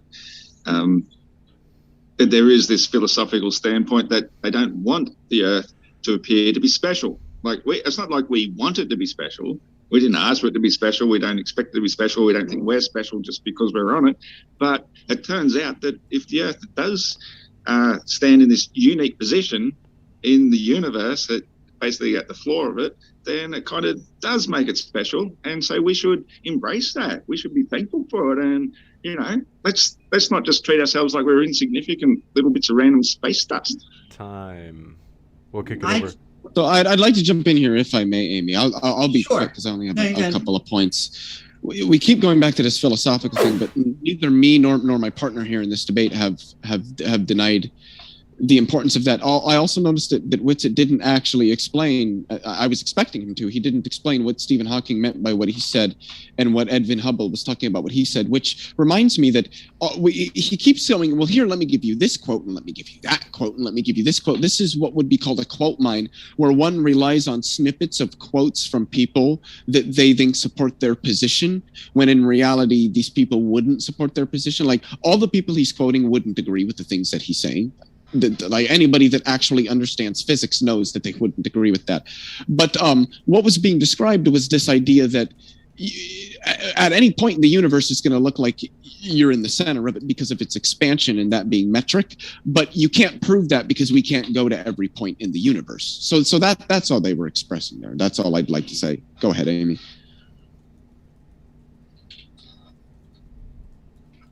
Amy? Yep, my unmute button went the other way. Okay, I wanted to bring out that special, to me, I can't help but get excited because I was trying not to bring up religion, but I mean, you went right back to God, that we are a special creation, and this is the main thrust behind why there is a flat earth. I once again want to reiterate that I think that the vast majority of theists, I can't even believe I'm saying this, even young earth creationists would have to be on my side. They would say, sure, God was the creator. Nonetheless, we go with the scientific consensus because that is where all of the empirical evidence lies. And you would need a new model to rebut that sort of scientific consensus. You got it. We'll kick it over to, let's see here. Kick it over to Iron Horse and Flat Earth Aussie.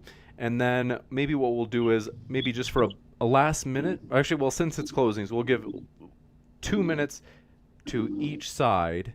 And given that we had the Globe Earth start, sorry, I am slow today. Globe Earth started, so we'll have the Flat Earth have the last word. So Globe Earth after Iron Horse and Austin, and then one last time from Iron Horse and Austin.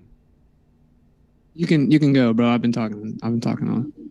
Cheers, bro. Yeah, it seems to me like Amy has been desperately trying to turn this into some sort of religious discussion, which, you know, like religion is basically just another form of philosophy in a way, but it's one that people, once they've sort of attached themselves to, seem to take it more seriously than say a philosophy from the scientific point of view, is that you are adaptable to change. And I think that's what Flat Earth is. We basically are. We're all philosophers. We may be religious in some way or another. Like, I was raised quite religious. I stopped going to church when I was about 14, and I started looking into Eastern religions, you know, Buddhist and whatnot. And basically, the more I looked into things, the more I started to accept the Christian religion. So it's got nothing to do with the flat earth. Like, a lot of people who do really believe in their religion find that the Bible has a lot of references towards flat earth. And if that gives them peace of mind and comfort and helps them to be better people, whatever, I don't see any correlation between that and the scientific outlook of where we are. Like, scientifically, have we detected any curvature? Scientifically, have we detected any motion? Or is it all just philosophical? It's all a mathematical equation sort of thing. And that, to me, is not reality. Reality is what we can and do observe, what we can and do actually detect. And so basically, philosophy should be about understanding reality and not about making things up and then making formulas to fit that so that it suits your argument. You know, stationary planar Earth fixed at the bottom of the known universe is the reality we all live with, we all experience from day to day. We know water seeks and finds it stable. I don't think that there's any greater philosophy than the truth, and that's the truth. And then Leo and Amy. Woo-hoo! I just want to, first of all, thank all of our interlocutors. It has been great. And if you are out there in the chatosphere, don't forget to like and subscribe And yeah, I mean, I wish it could be religion, but Kent Hovind, C.S. Lewis, Lee Strobel, William Lane Craig, Stephen Meyer, these aren't people I would normally put in my camp, and yet they are.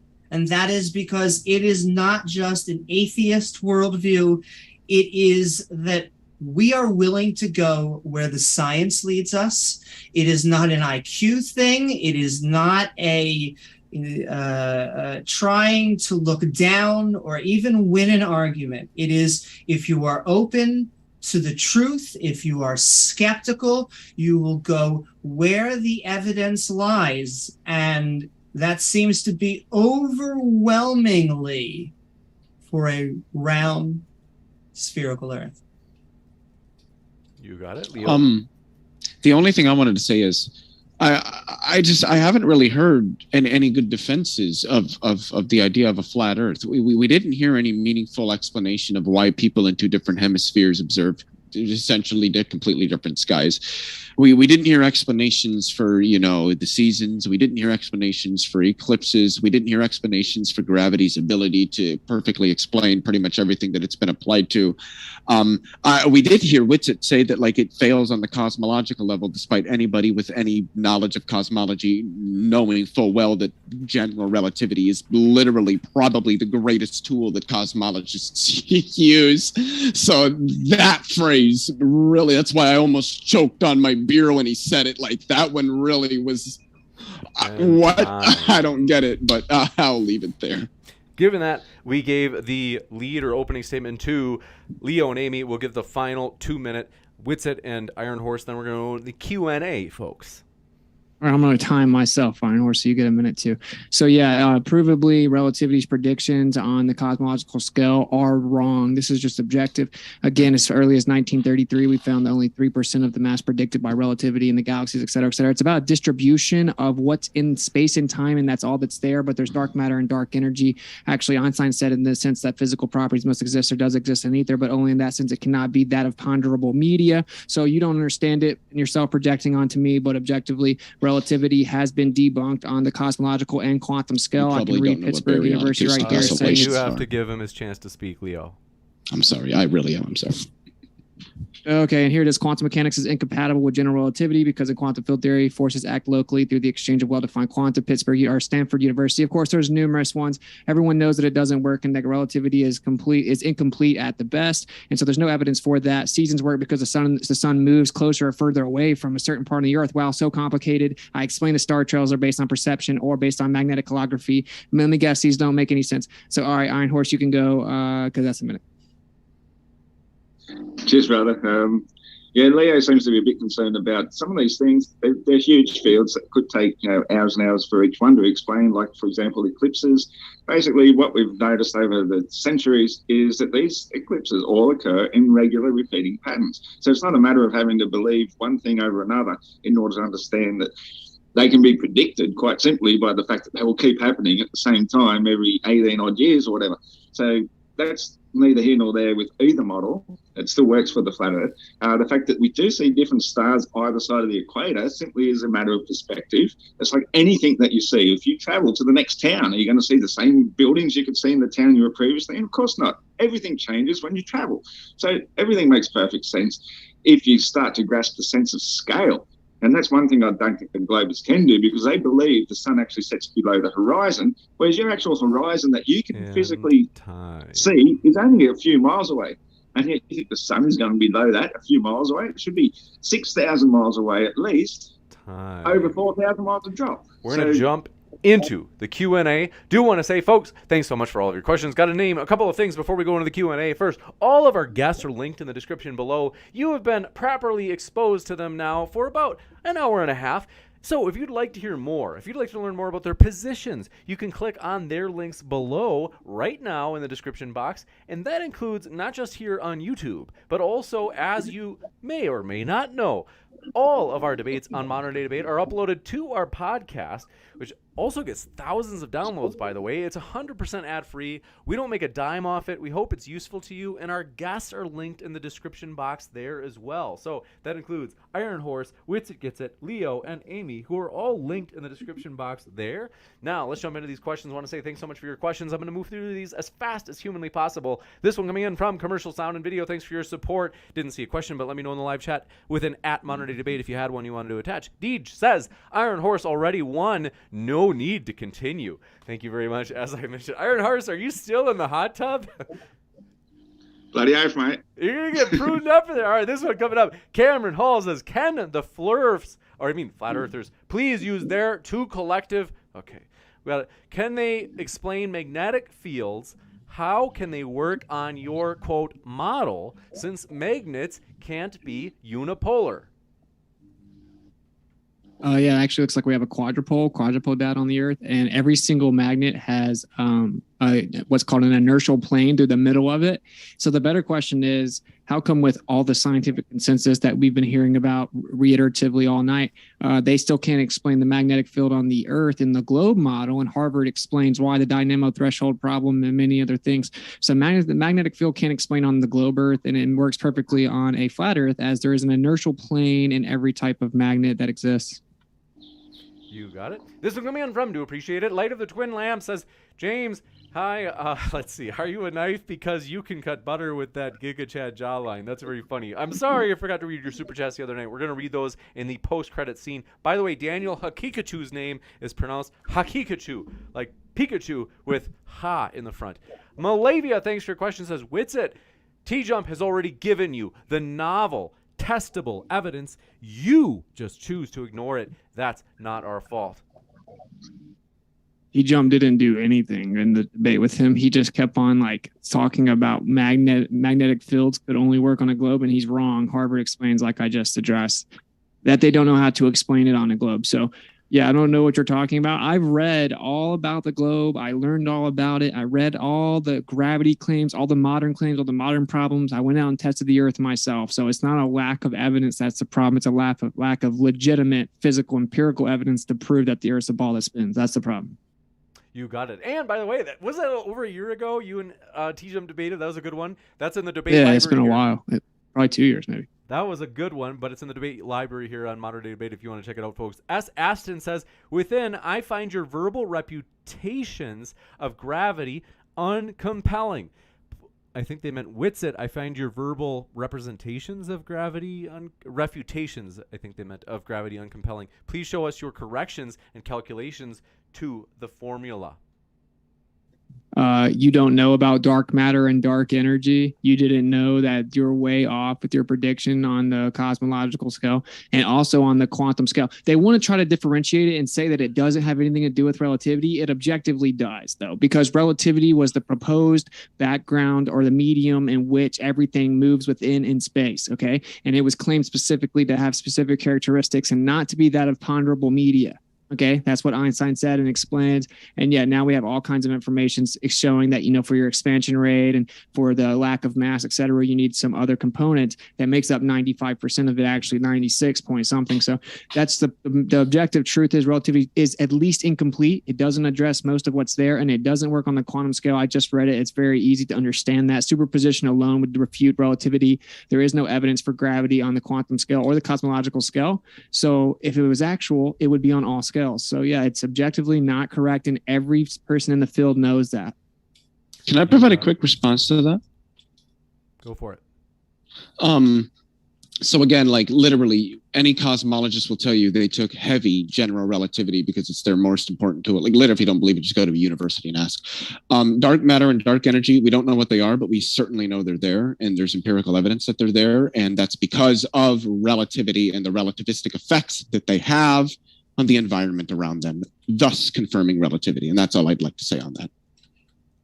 No one disputes that they assume relativity and gravity in cosmology. No one disputes that dark matter and dark energy comes from the relativistic application.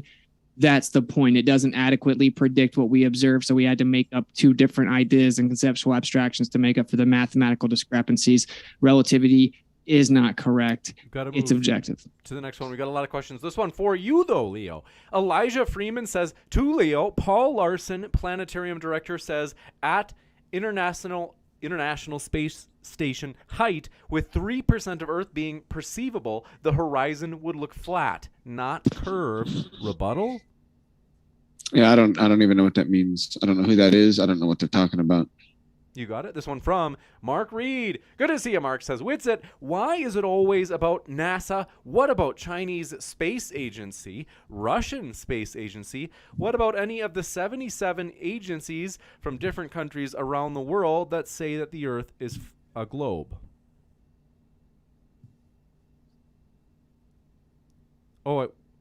So, okay, he went in the other room. I was like, Austin, you're quiet. So let me come back to that question once Austin comes back. Or did NASA take him? This one coming from the Levoy. Well, we'll leave that. Well, actually, let's hear from you, Flat Earth Aussie. They say, does the Flat Earth model have a dome or no dome? What do you think, Iron Horse? Oh, you're on mute still. I'm muted. Yep.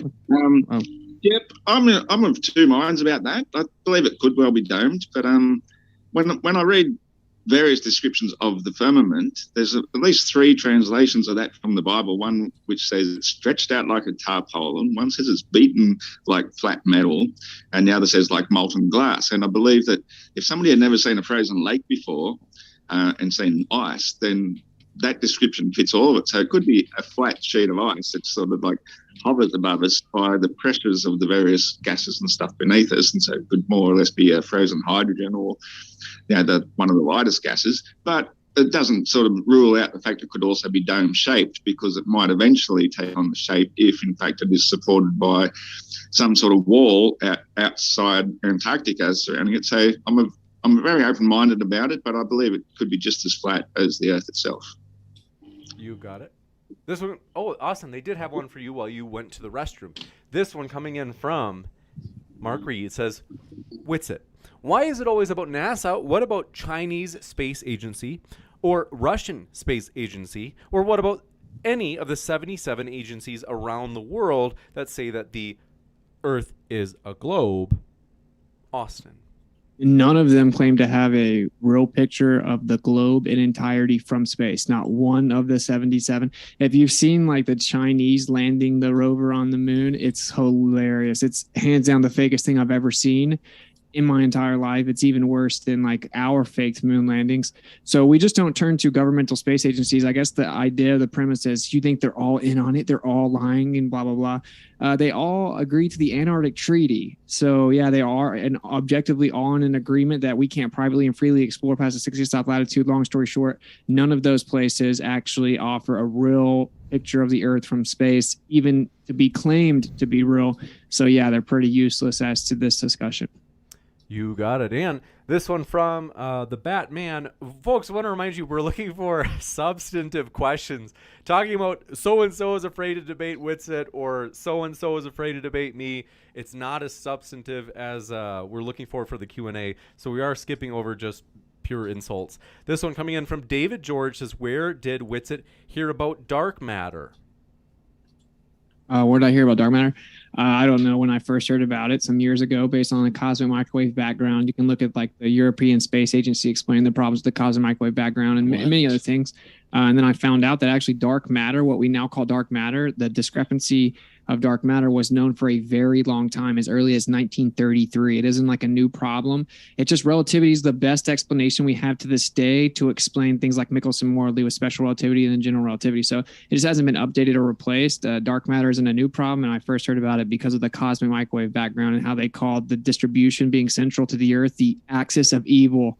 Because again, this is a philosophical worldview or religion, and they, science doesn't denote things as morally evil because it disagrees with your theories. So yeah, cosmic microwave background. Can I comment on?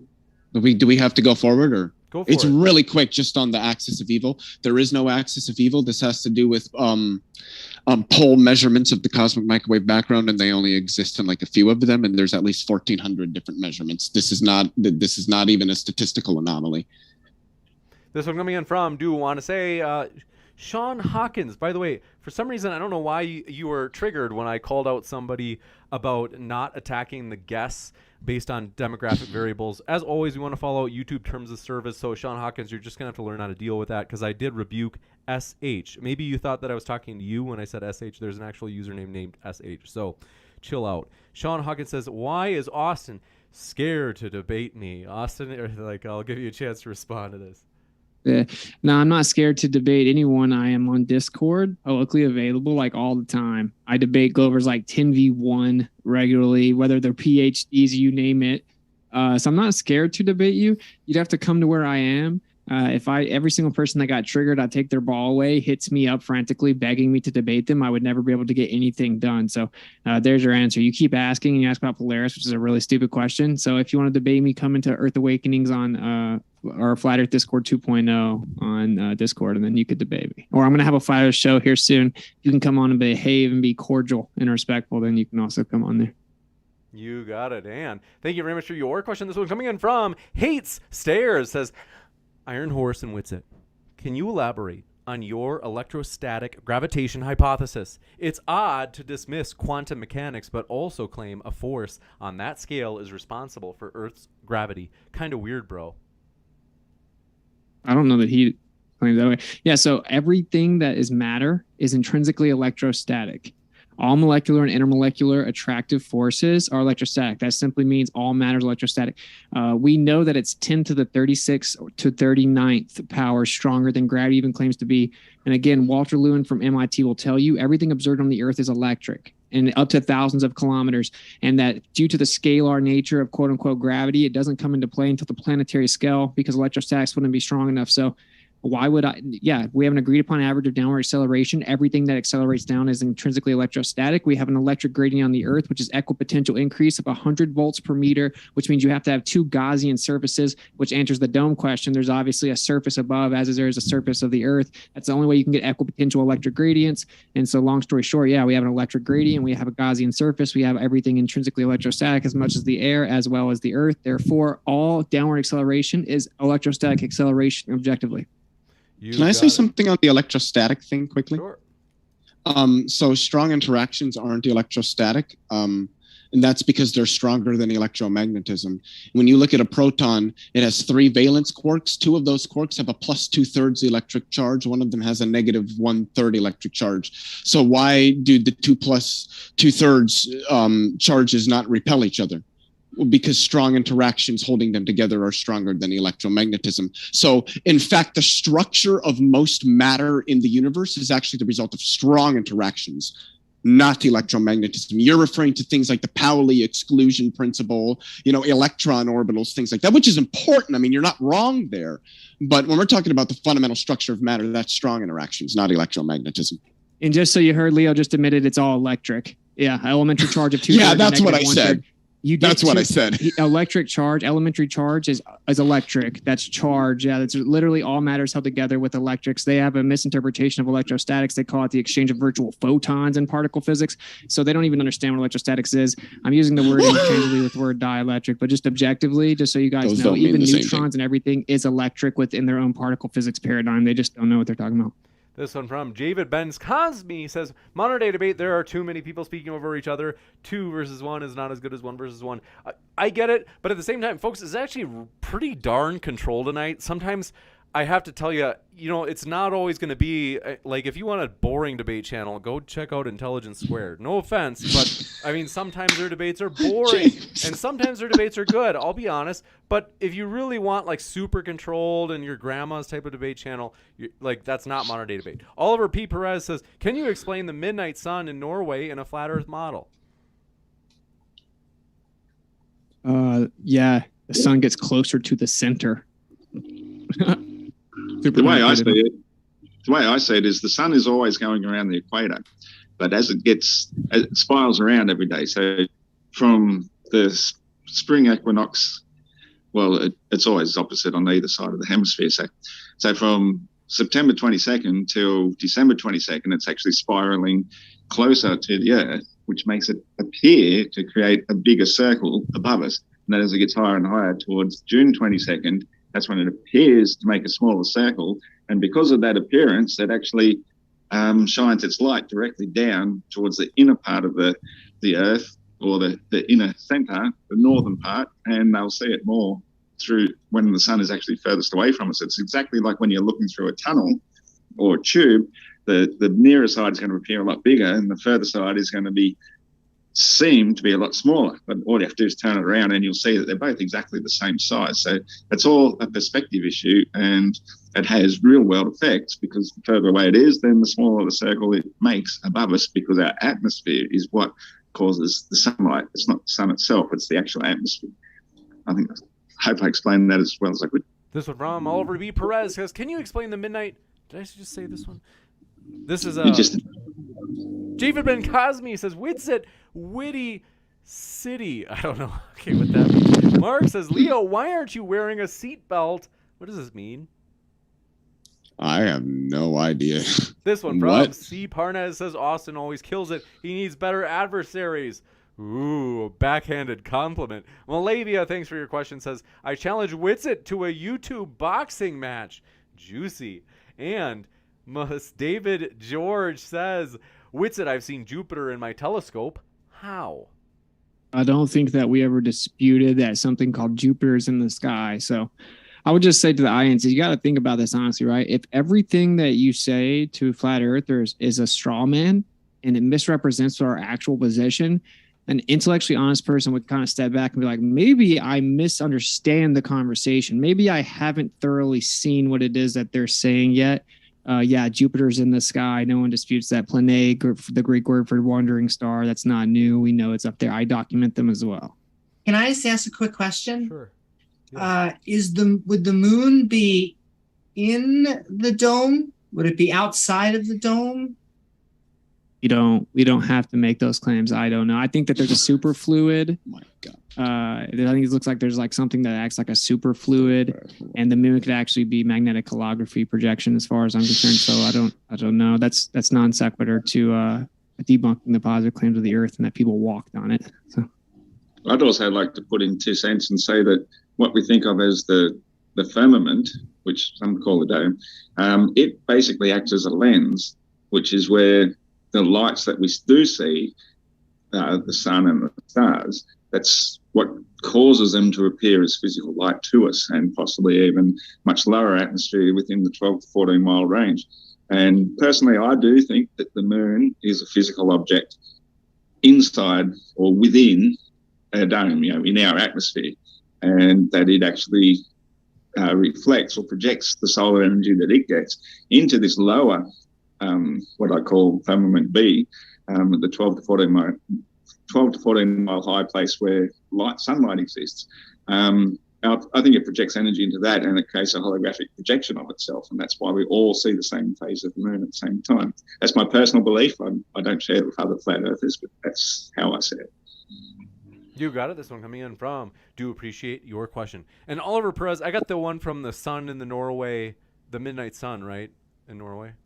Yeah. Okay, thanks. See, this one coming in from David George says, Witsit.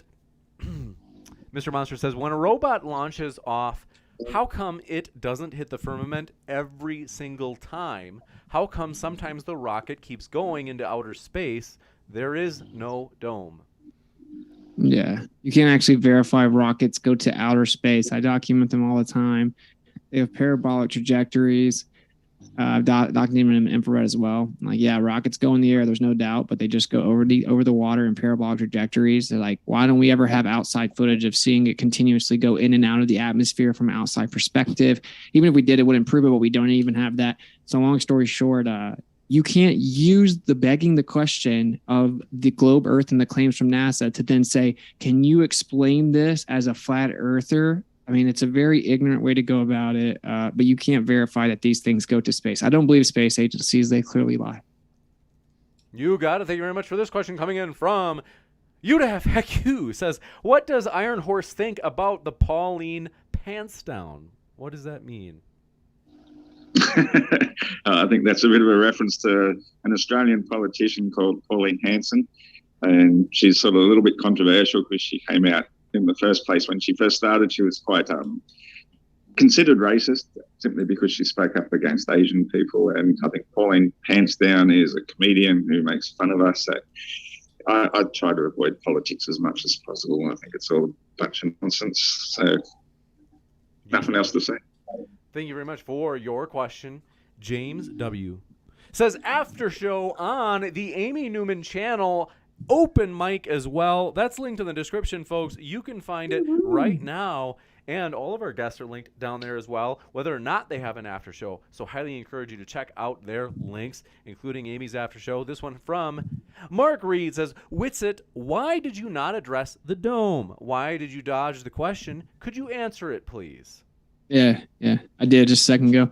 We have an electric gradient on the Earth, equipotential increase of 100 to 120 volts per meter.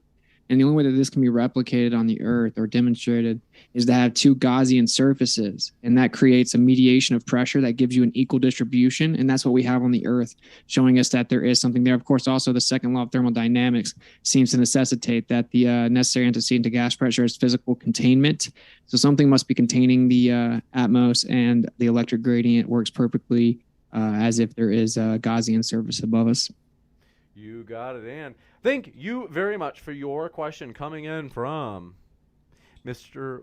We got this. Bitter Truth says, if Earth is flat, then sun should disappear at some point. There will be no sunrise, and water will fall due to edge of Earth. Limit, even travel flat. Your claim is because your holy book says that Earth is flat. I think that he covered that earlier, but I can go. I'll say I don't think that the Earth is flat because any book or any religion says so. That's ridiculous and ignorant. I don't like religion. I think it's stupid. I think when people cop out there thinking to religion, then they're brainwashed people, kind of like the heliocentric model. But I think Iron Horse has an answer.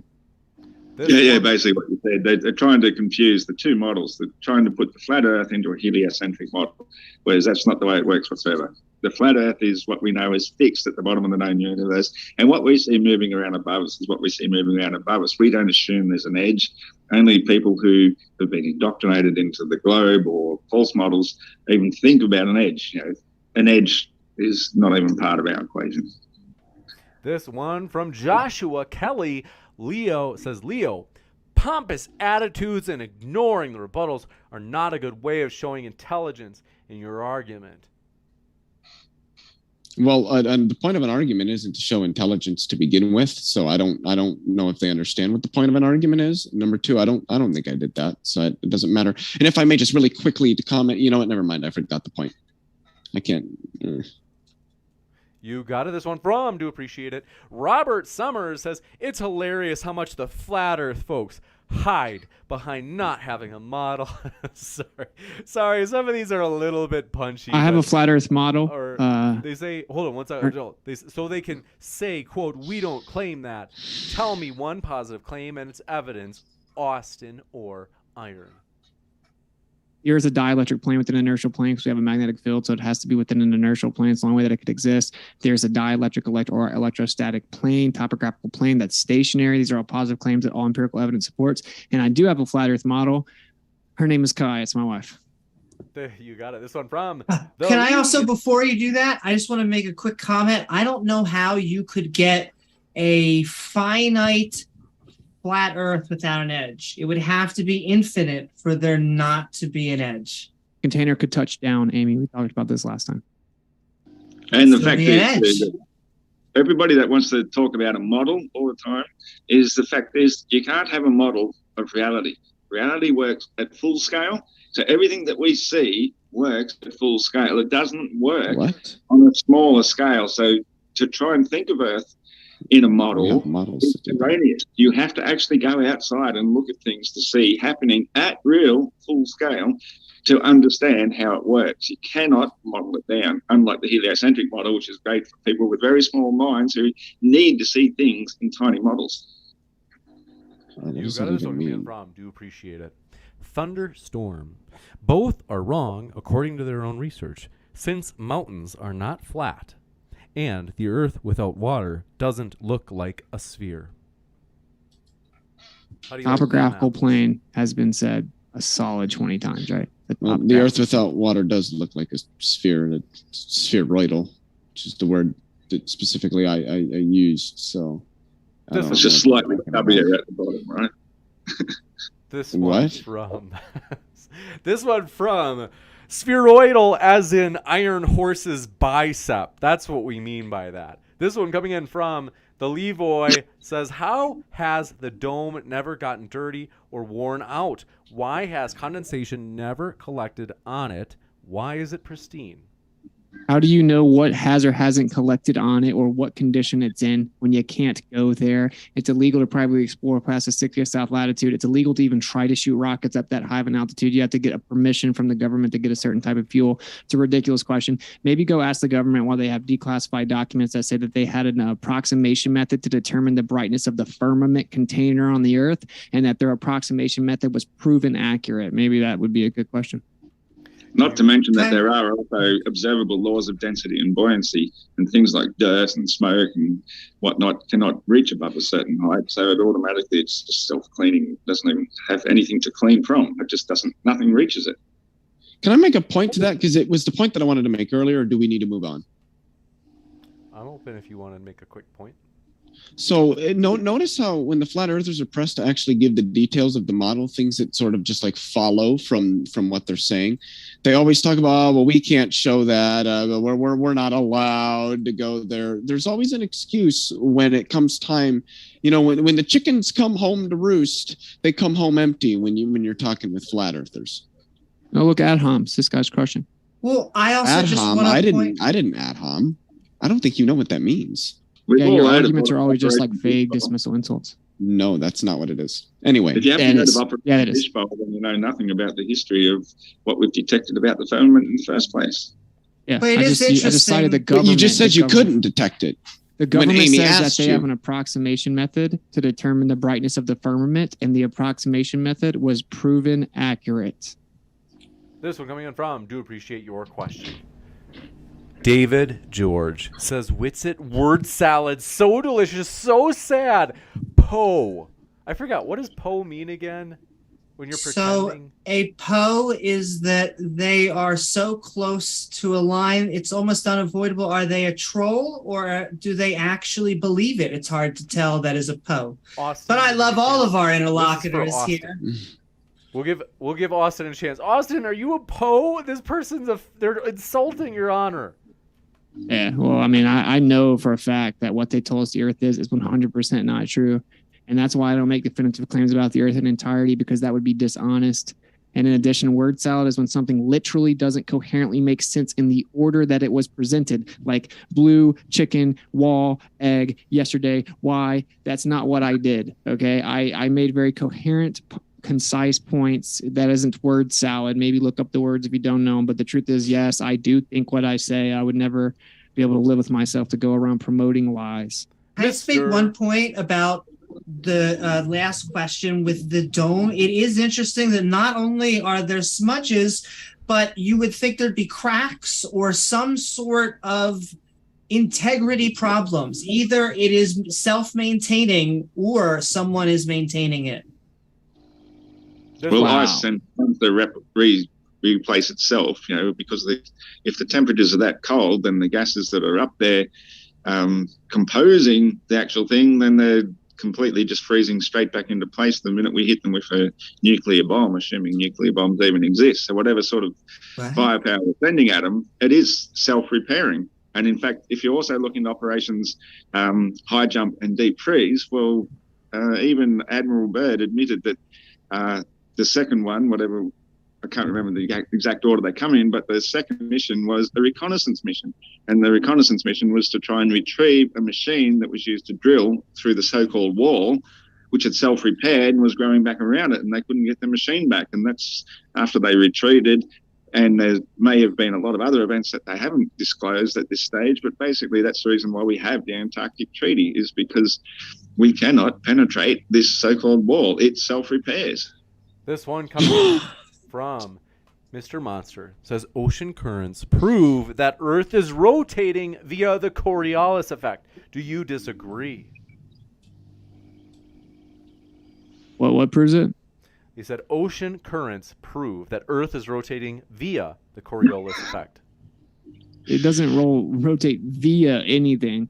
Okay, and the Coriolis effect is the idea of the inertial and accelerative frames of reference giving you a different perceivable differentiation. Yeah, inertial accelerative. He just shakes his head no all the time. It's so frustrating. He's just always objectively wrong, but shaking his head no. I don't understand. But anyway, inertial and accelerative Always frames. concerned with the meta, aren't you? Maybe. Yeah, you're so smart, guy. So inertial and accelerative frames. But I explained how actually north to south debunks that because they then claim the atmosphere moves in lockstep with the Earth.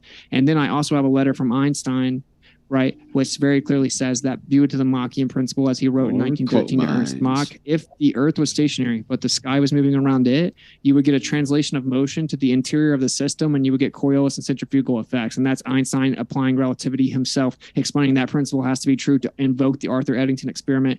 So these are just things that people don't understand. I don't dispute that there's some type of effect because there's an ether vortex drift over top of the Earth as far as I'm concerned, but it doesn't really matter. It doesn't prove the Earth is spinning, and even Einstein would tell you that. This one from Bitter Truth says, in order to prove Earth is flat, you must know cosmology, Witsit, what is universe expanding equation, and why gravity is so weird.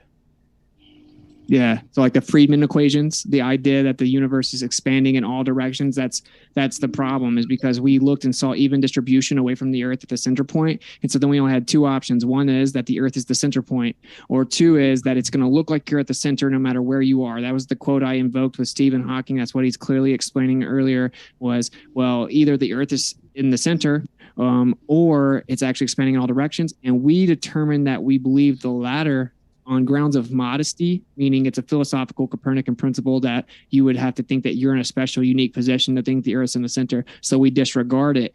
So, I mean, it's pretty simple. Yeah, the universe expands in all directions allegedly, and even distribution relative to your perceivable location in whatever part of the universe it is, which is a ad hoc explanation to explain what we saw.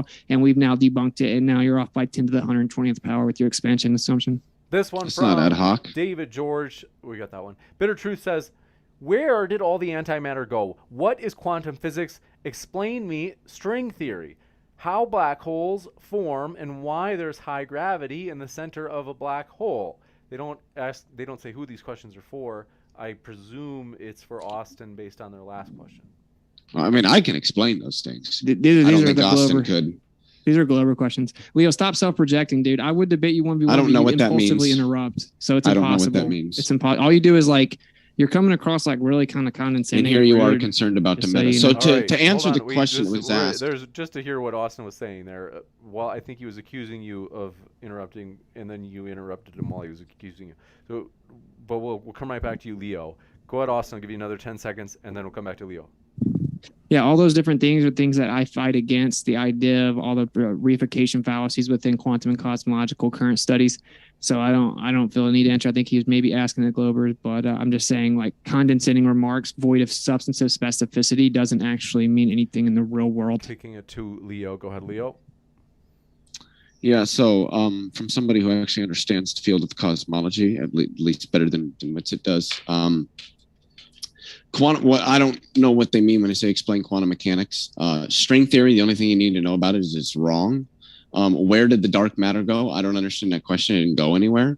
Why is gravity high in a black hole? Because they're an extremely large amount of mass and an extremely small location relative to the amount of mass, which naturally, because of Einstein's field equations, results in extreme curvature in spacetime.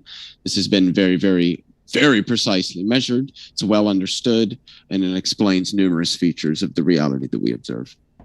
You got it. Thank you very much for this question coming in from Samir Farsain says the moon is a globe. No, a globe orbiting a pizza. This one coming in from David George says this. I don't know. This one from him's sake says for Austin, great job. Can you tell everyone about the impossible lunar eclipse coming up? Thank you. Yeah, in early November, a Selenilian eclipse is supposed to occur and be observable from the east coast. The Selenilian eclipse is where the sun and the moon both appear in the sky during the lunar eclipse, which is a geometric impossibility according to the globe Earth model. The Earth blocks the light from the sun and casts a shadow onto the moon.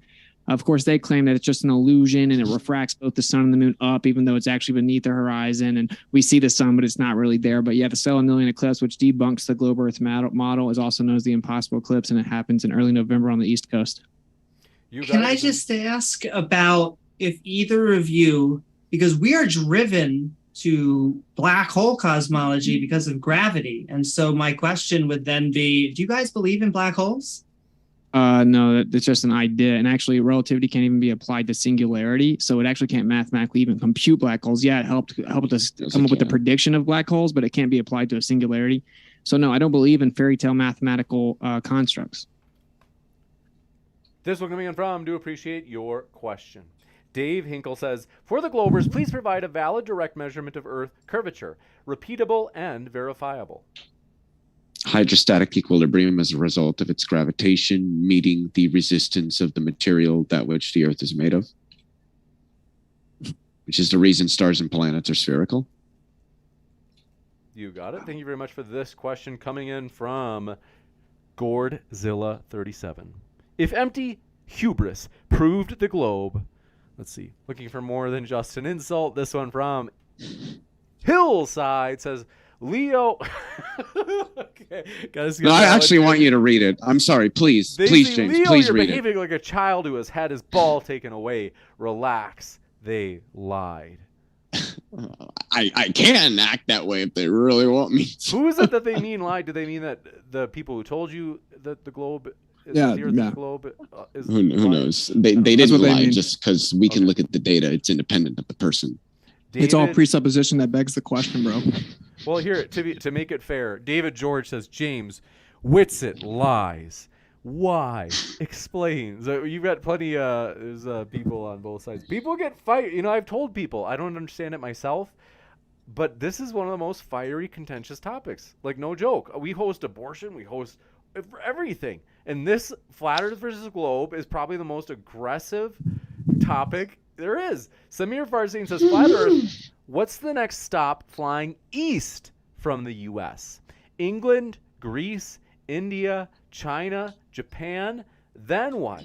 If USA again, it's a globe. If not, what and why? East to west circumnavigation is 100% possible on a flat Earth. It isn't complicated, bro. So please stop saying that. It just makes you look ridiculous. Just draw a circle, draw a point in the middle, and then put a compass there. You're going to update relative to north and come back to where you started. The only thing impossible on a flat Earth would be north to south circumnavigation, which has never been actually done. You got it. And this one, thank you very much for your question. Dave Hinkle. Did I do this one? For the Globers, please provide a valid direct measurement of Earth's curvature, repeatable and verifiable.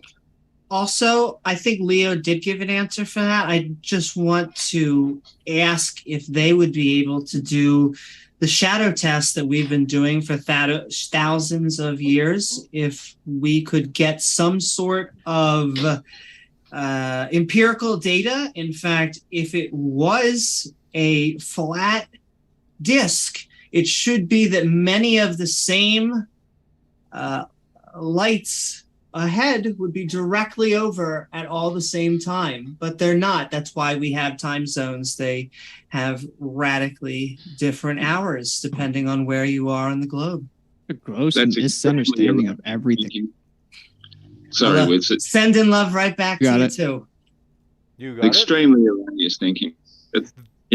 If we consider that the sun is actually local, as we describe it to be, then that's exactly how it works. It works as the hour hand above the clock face of the Earth, which is similar to a 24-hour clock face. And so, of course, that's exactly how it works. The stars move about 4 minutes per day faster. So that's why we all see the same stars at different parts of the southern hemisphere at night time, because we have local time zones and we only see the stars at night. They're actually going slightly faster than the sun. So everything works exactly as you'd expect it once you understand how things should appear above the stationary plane of Earth. You got it. Thank you very much for your question. I just put a poll in the live chat. This is a juicy one. We've never done this before. In particular, it has 4 categories. I'm flat Earth, and my side either won or lost, and I'm globe, and my side either won or lost. And when I say won or lost, obviously what we really just mean is who is more persuasive. So sometimes people are like, oh, there's no such thing as winning. But anyway, Mr. Monster says, does every flat earther believer think that images from the James Webb Telescope are CGI? And why reference Hubble instead of modern-day scientists? Because the actual postulations that Hubble made are still the foundational glue of what we think to this day. That's why. Now I'm explaining that even he will admit to you that if we're wrong about redshift, the Earth could be geocentric in a much more dense environment where the lights are much more local and it could be much younger. And now James Webb, ironically, is saying that redshift's wrong. I tried to explain that. I was trying to cram it in within 2 minutes. But and so no, I don't think that the images are entirely fake. You can take pictures of the sky, but they are, of course, layered with the RGB filters, red, green, blue filters, and then they are enhanced via computer imagery. And this is just well known. So that's the problem. The interpretation is the problem, and then your presupposition of redshift is also a problem, which is why Hubble was brought up, because he's basically the fatherhead of your position, and he explains it's just a philosophy. No. When we observe it, it's not a presupposition. They readily admit that all don't. the images Yes, we do. are artistic impressions taken from radio waves anyway, so they're not even seeing what they're seeing. Yeah, background radiation, Yeah, radio we waves. are. I just got to point out that when he says we see it, just so the audience knows, we objectively don't. What we see is that Yes, there's we even do. distribution with the Earth at the center. And they say, oh, well, it would look like it was the center no matter where you were in the universe. So we That's see actually- the opposite of what they claim objectively. That's actually not, just for the sake of the audience, that's not at all what we observe. What we observe is not only galactic redshift, but we can actually factor out the redshift as a result of the gravitational radiation because the light is traveling over such a long distance. That's known, oh my God, what is it? The something sacks, something like that. I can't remember right off the top of my head, but that's how well measured it is that we can separate the redshift as a result of gravitational lensing from the redshift that is the result of the I expansion. said of your space-time interpretation observed of for over 100 years. It doesn't rely on interpretations. We literally look out and see this. You can deny it. That's fine. You're wrong. You can be wrong, and you can be happy and you're wrong. Why are you so emotional about your religion? I'm not It's okay. emotional. I'm just showing that you're wrong. You don't know what you're talking about. You don't understand anything about cosmology. Cosmology isn't a religion, and you should probably not talk about things you have no understanding of. Self-projection. Gotcha. And this one coming in from, do appreciate your question. Nominal says, Leo, considering the majority of the universe is claimed to consist of dark matter/energy, what proof do we have of its existence, and why is it important to gravitational theory?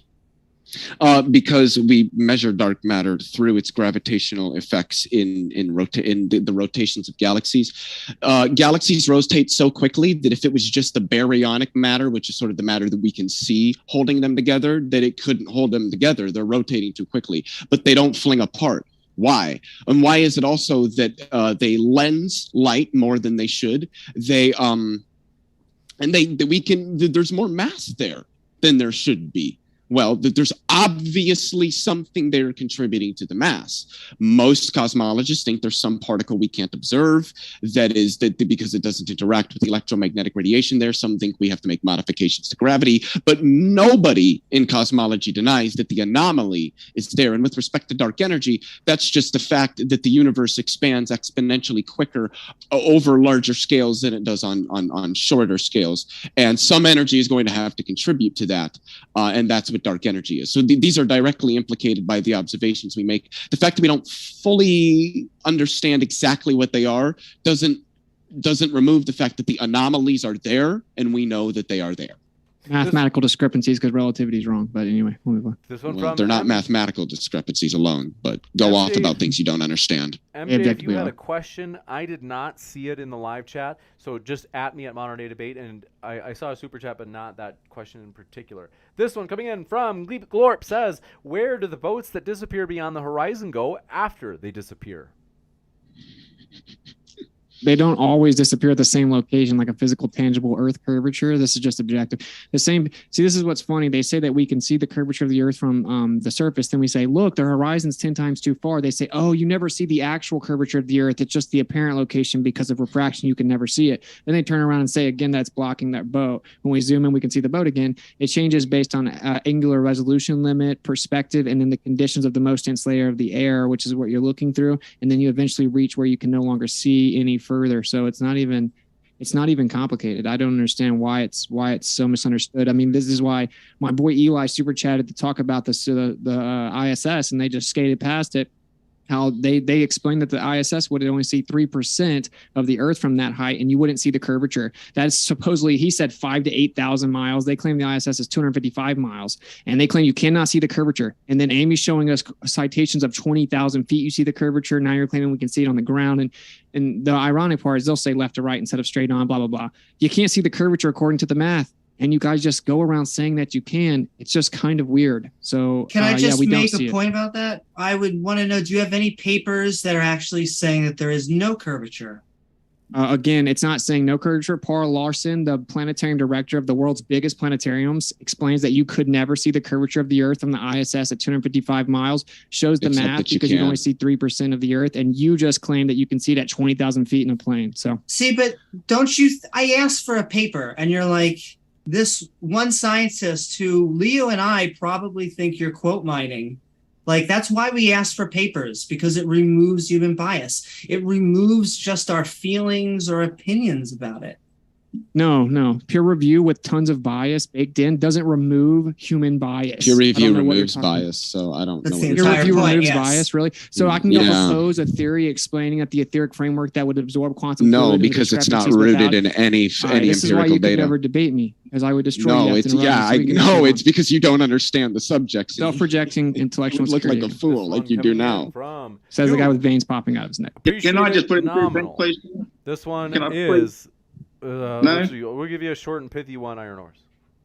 Thank you, mate. I've made a video about perspective, and it's pretty straightforward. Is that everything beneath you converges upwards towards eye level, and everything above you converges downwards to eye level, and that's why we have a convergence point that we call the horizon, and we can't see through the horizon because everything beneath us isn't see-through. So it's a pretty straightforward thing, but anything that gets further away than that point of convergence at your eye level, which is due to your viewing height, it's just not going to be seen. So it's not as though it's actually going below it, or it's not disappearing anywhere. It's just been hidden by things nearer to you, which visually appear bigger. Thank you, James. This one coming in from Must Move Fast. Nominal says, the invisible matter that we can't detect is called, quote-unquote, dark matter, from NASA. Well, I don't know what NASA has to do with this. This was observed, like, independent of them. Like, that there are every telescope can measure this. Like, this isn't.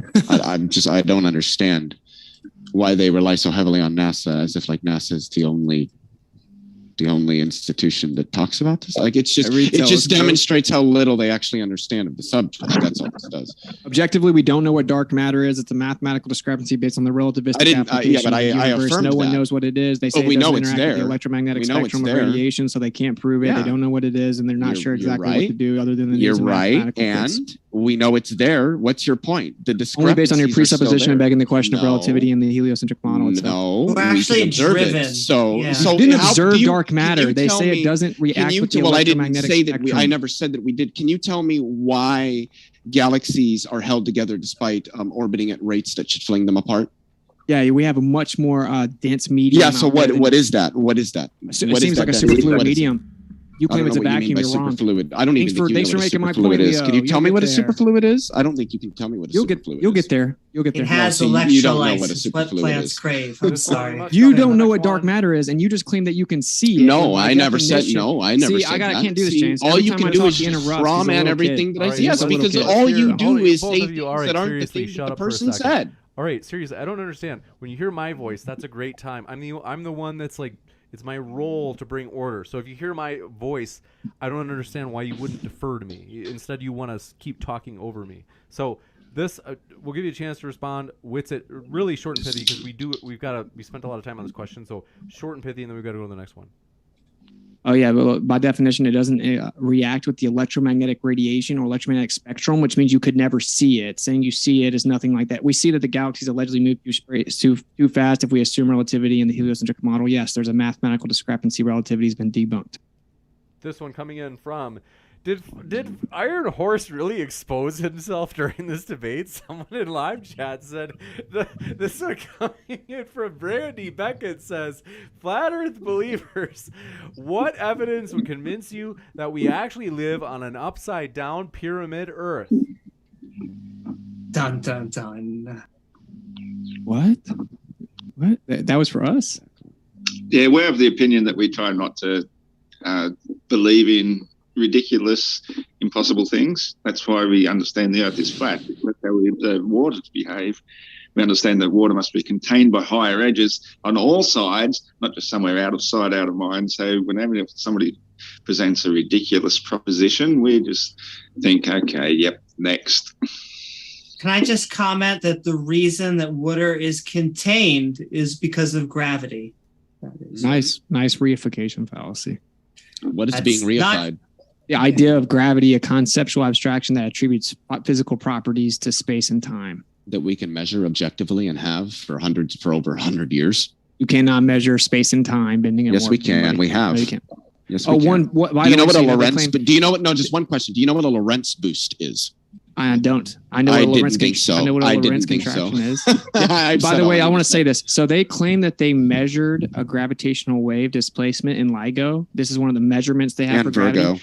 And it's the idea. It's the idea that they measured the displacement of a string 1/10,000th the width of a proton. Yeah. Wow. Gravity proven. You don't have proof for it. It's a concept. I don't know what you mean by debunked. string. It doesn't use strings. It uses lasers. And yes, we can measure the sensitivity and the displacement of those lasers on those scales. That's what like supercomputers do. Well, how do you think we like observed the Higgs boson? How do you think we've done the deep inelastic scattering to know what protons and neutrons are made of? Yeah, you just know fuck all about physics. You probably couldn't tell me what a tensor is. Relativity has been debunked on the quantum and cosmological scale. This is just objective. You're literally just a parrot in a cage at this point. And that is also not true. Quantum mechanics and general relativity are facts. The theory of everything, which is a PR term, is us trying to figure out how to tie both of these facts together. You are wrong. You'll get there. That's the opinion of physicists. But I just read Pittsburgh University saying that they're incompatible, so we can move on. The Sinister Porpoise says, has Iron Horse solved the P versus non-P problem? Does he mean the Q? Some sort of is he talking about if P not Q sort of thing? I don't know. What's he talking about? This one coming in the P versus NP. I'm sorry. James W. says, after show on Amy Newman's channel, defend your flat earth sky daddy, as they say. Okay, open mic. James still getting a lot of feedback, buddy. I see it bounce off your mic. That's true. But yes, all of our guests, Austin and Leo and Iron Horse and Amy, are linked in the description. And after show on Amy's channel, this one coming in from Samir says, flat earth, you have a model on formation of rock pizza. No one claims a pizza. That's called a straw man fallacy. Elijah Freeman says, Leo said we can see the globe from the International Space Station. Paul Larson says that's mathematically impossible. Respond to previous super chat given the clarification, Leo. Well, nothing was clarified. You just said, well, some guy disagrees. Okay, I don't care. Show me the math then. We'll be sure and message you the math. And you can see it because people on the International Space Station have said, yeah, you can see it. I don't think I said that you can see the globe. If I did, then you're just nitpicking at words. Obviously, what I meant is that we can see curvature on the Earth from the International Space Station. Also, I just wanted to clarify, when I said the International Space was like 8,000 or 10,000 something odd miles, I completely missed. I was trying to talk about the GPS satellites, not the International Space Station. That's like what, 245, 250 miles above the and then I looked it up, and the GPS satellites are 14,500d above. Well, so I just misspoke. Well, naturally everything does. I just want to say this real fast. So actually with the whole curvature from space, you can do the math yourself. Okay. And there's a video, it's on my channel when I debunk the astronaut in OTS, but there's a video where you can hear Don Pettit, an astronaut on the ISS, talking to another astronaut about how once they use the fisheye lens, it drastically changes it. And the other guy says, wow, I'm going to have to start learning how to use this. I love the fisheye lens. Literally sitting there talking about something that imposes curvature onto it. It maintains a certain angle. So if you're looking down, you'd have a downward convexity imposed onto a flat Earth. It's not even slightly complicated to explain, even if there were people up there, and that distance is not accurate. This one coming in from Brandy Beckett says, how thick is our flat Earth? Iron Horse says, thicker than a bowl full of oatmeal. We'll give you a chance to respond. Yeah, I don't believe that the Earth has a thickness. I believe it's potentially limitless, but to the best of our knowledge, as Witsit already mentioned earlier, we can dig down to as deep as about 7.8 miles, which isn't very far, really. It's not even, they say the thickness of the crust is about 14 miles. So to believe that Earth even has a thickness, I think it's basically an irrelevant question. All that we do know is that the Earth, we only need the top few inches of soil to grow our food, and it floats above or sits upon some great depths, which are really not necessary to know. Yeah, we've never gone deeper than 8 miles. So why would we make a claim beyond that? Only the globe Earth does that. Geology. It constantly changes. You're right. It's called tectonic activity. Thank you for affirming. Exactly. No, the model keeps changing. When we dug 8 miles, you are such a clown. The entire globe Earth prediction, the whole way down 7.8 miles, was inaccurate with temperatures, the amount of moisture, the amount of density, the actual elemental composition. It was wrong the entire way down 7.8 miles. You just don't know what you're talking about. This one coming in from radio wave, something that's calibrated to work. Sorry, James. Something that's calibrated to work in the medium of air. And so as soon as you put it through a different medium, whether it be the ground or through a vacuum or whatever you believe it to be, then that calibration of the thing they're using, how many waves per second it's propagating, is going to differ, and it will give you completely a false reading. This one coming in from. Well, I just want to know, do you guys think there was a time when the government agencies didn't have control, when people could just freely go to the dome and see it and come back? And well, I'm sure you could do that. Just sorry, go ahead. You got it. A huge amount of technology, like even building ships. Most ships weren't designed to go much more from one island to another or one continent to another.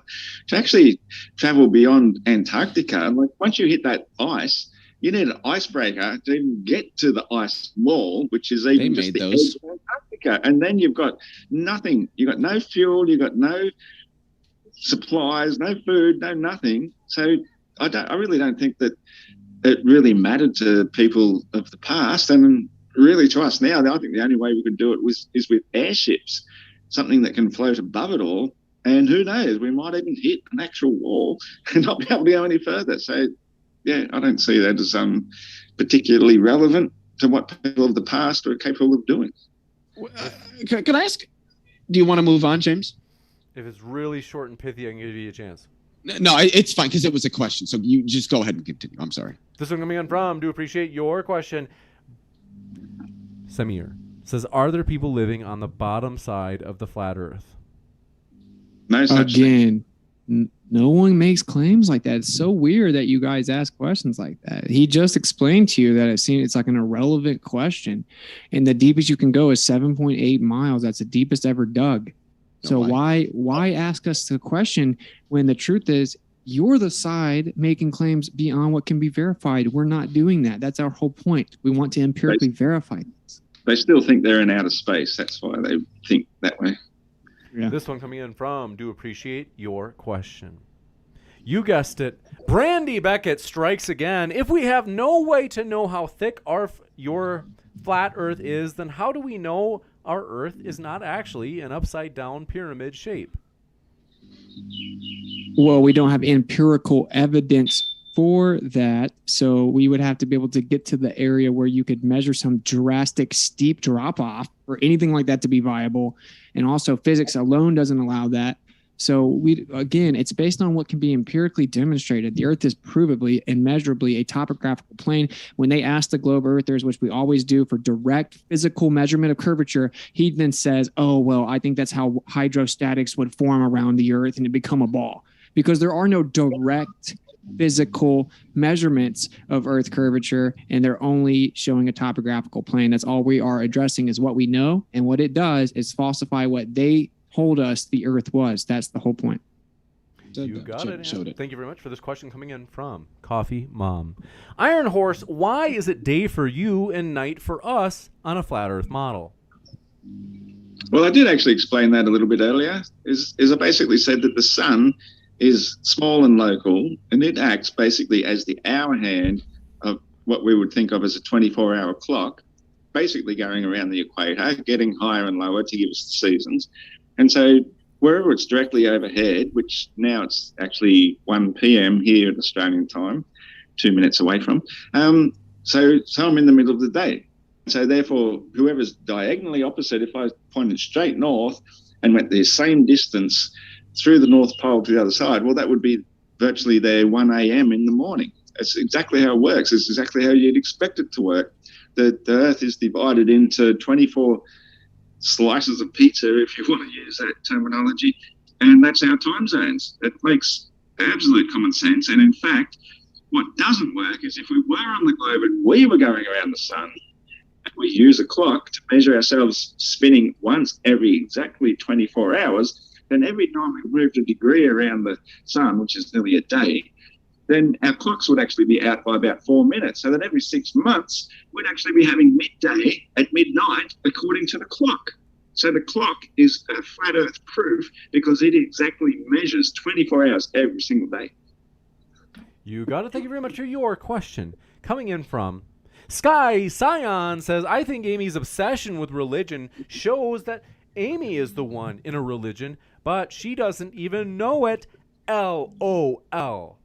I always appreciate when anyone uses the word religion in a negative manner. So I just want to thank the questioner. We should keep on doing that. But no, I've been actually trying to do the opposite. I want to go as Big Tent as possible.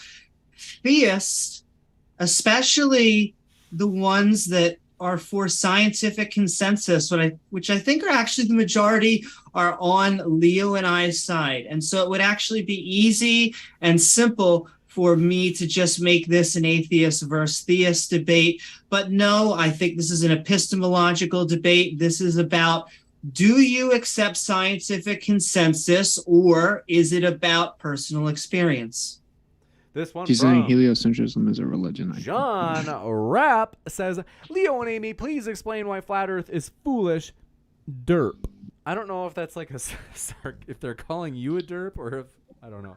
Go ahead. Well, it'd be because it's obviously wrong, and that's all I have to say. Your strongest reason from Very each profound. person. And I just it's obviously wrong. Profound. If it's obvious, then you should be able to demonstrate how it's obvious. I can. I have. So has Amy. Well, I just want to say, it is easy to just say that someone is stupid or something like that, and to dismiss. I think that skeptics, we deal with a lot of, in our opinion, superstitious and pseudoscientific beliefs, but I think it is actually worth the time and energy to go through the research to figure out why they view the way they are. We will consistently say you do not lose or gain intelligence by being a theist, as an atheist to a theist. So I would have to say you do not lose or gain IQ points by being a flat earther. I hope that Leo and I are just trying to appeal to good science, to the empirical. Well, then, all you got to do is prove that it's wrong. Like if we can prove that the globe is wrong, which we prove the globe is wrong by proving there's no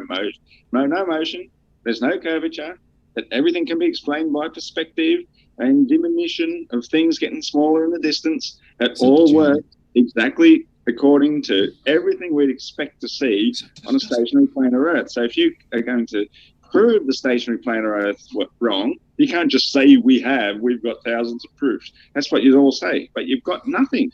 You've never done it. But all you do is trying to defend a belief that we have proven wrong. I just want to say one final thing. I don't think that either of our two interlocutors here, Amy, could actually outline at least two of the points that we've made tonight. So I don't think they're really in a position to say, you haven't proven this. Okay, whatever. They're like five. They're like the first points we heard when we first looked into flat Earth. You're not even past the surface level misrepresentations. And you guys oftentimes use begging the question fallacies. And then you assert your presupposition. as if it How? actually proves what's in contention. It's You just such a rudimentary throw out the word fallacy that fallacy. it just shows Dunning-Kruger is clearly present. But And how that's are we using a begging the question fallacy? In every scenario, like with Aristophanes, questions where being I begged? asked for an example. He said just everything. I started to Yeah. give it, but both you guys interrupted because that's what you guys do. You have to fundy mute the other Yeah, side. because you don't said- answer questions. You I also was did literally say answering it. you I was did literally say answering it. everything, but Hold on. the No, you floor is Austin all a chance to yours. actually respond. Sure. Yeah. So the begging the question would be, for example, talking about Aristophanes, who presupposed a distant sun, an infinitely distant sun with parallel rays and no refraction, and then assumed the Earth's a sphere, and then used spherical geometry, or geodetic surveying that assumes the Earth's a sphere, used spherical geometry. This is begging the question fallacies. This one from John. We got this one. Samir Farsain says, gas in the dome. Why asteroids don't burn sooner? Can we see some asteroids, please? I don't think that you Hey, know at least that those comment. are real. Well, it's not so. an asteroid, Hold on, but it's a just to comet. hear Hey, Austin finish his sentence, Leo, for crying out loud. Yeah, like actually all the meteors, for example, come from the same 6 radiant sources in a reoccurring cycle. You don't ever see things come down from the sky and hit the Earth from magic outer space. None of that's real. They claim the reason they're reoccurring is that things are dragging debris around in a cycle around us, or maybe there's just a reoccurring electrical cycle to the sky and what's around us. So yeah, there's no evidence for these things. And every time that they claim, oh, asteroids about to hit the Earth, all the flat earthers just kill back, can like maybe drink a beer and chill and laugh. And then you guys are like, oh, we're all going to die. But you're not. Asteroids aren't real. That's all part of the religion used to scare and brainwash the masses. Go ahead, Leo. I don't even remember Cool. the point. I just want to point out that outer space is real. We are orbiting our nearest star. And the reason that we are able to breathe is because gravity holds an atmosphere here. This one, Baseless reassert it again and again and again. this one from I'm Jesse. explaining facts. Jesse L says, Leo, how far can we see on a globe model? In what direction? I mean, that doesn't specify a lot. I don't have much to work with here. Like, are you talking Straight out ahead. and outer space? Well, what device are we using? Like, I have no idea. I don't. He's talking about straight don't have ahead over the Earth. This one- I still. What device are you using? Binocular? Like, I don't have any specifications. I can't. It shouldn't matter. There should be physical Earth curvature blocking you at a certain rate, which is 1.225 times the square root of the But yeah, but observer's you height could and still feet. see off Your into like telescope space. isn't going to You go could still see X-rated. off into like space and stuff like that. So I don't understand how that solves the problem. You'll get there. This one from Sky Scion says, Leo sounds like the kid in class that didn't study for the test. When the teacher calls on them, they make stuff up to try to sound prepared. We see your cartoon poster, Leo. Keep worshiping the 2D. The 2D, well, space is 4-dimensional, so I don't know what that means. I also rather excelled when I was in school, so I don't know why people comment on like stuff like that. I don't know. It makes no sense. I also just want to jump off that we actually have nothing but cartoons and CGI to represent the 2D flat Earth model. Now, I know that is the lingo that they use. However, we have pictures, we have videos. We do not get the same in return. You literally don't. They're all CGI, admittedly. Himawari is stitched together and admittedly not real. Their website explains that they just take stipulations of data or stitched together data and put it on a globe Earth assumed model of the blue marble. You don't have real pictures. We don't claim that anything is 2D. We told you 7 times in this debate that we've dug down 8 miles, and then you continue to straw man us with a 2D something, which is ridiculous and goes to show that once again, all you guys can do is beg the question and then use ad homs and then use straw man fallacies. So I think the audience should understand fallacious arguments usually come from the side that is wrong. Well, fallacious arguments doesn't mean that you're wrong. It just means that the reasoning you're using to the conclusion is not correct. It doesn't bear on the conclusion at all. Number one. Number two, the distance we've drilled into the distance we've drilled. Well, that's not a straw man. You literally just made the statement. You're making fallacies, and that implies that you're wrong. Except that it doesn't. Learn a fucking logic course.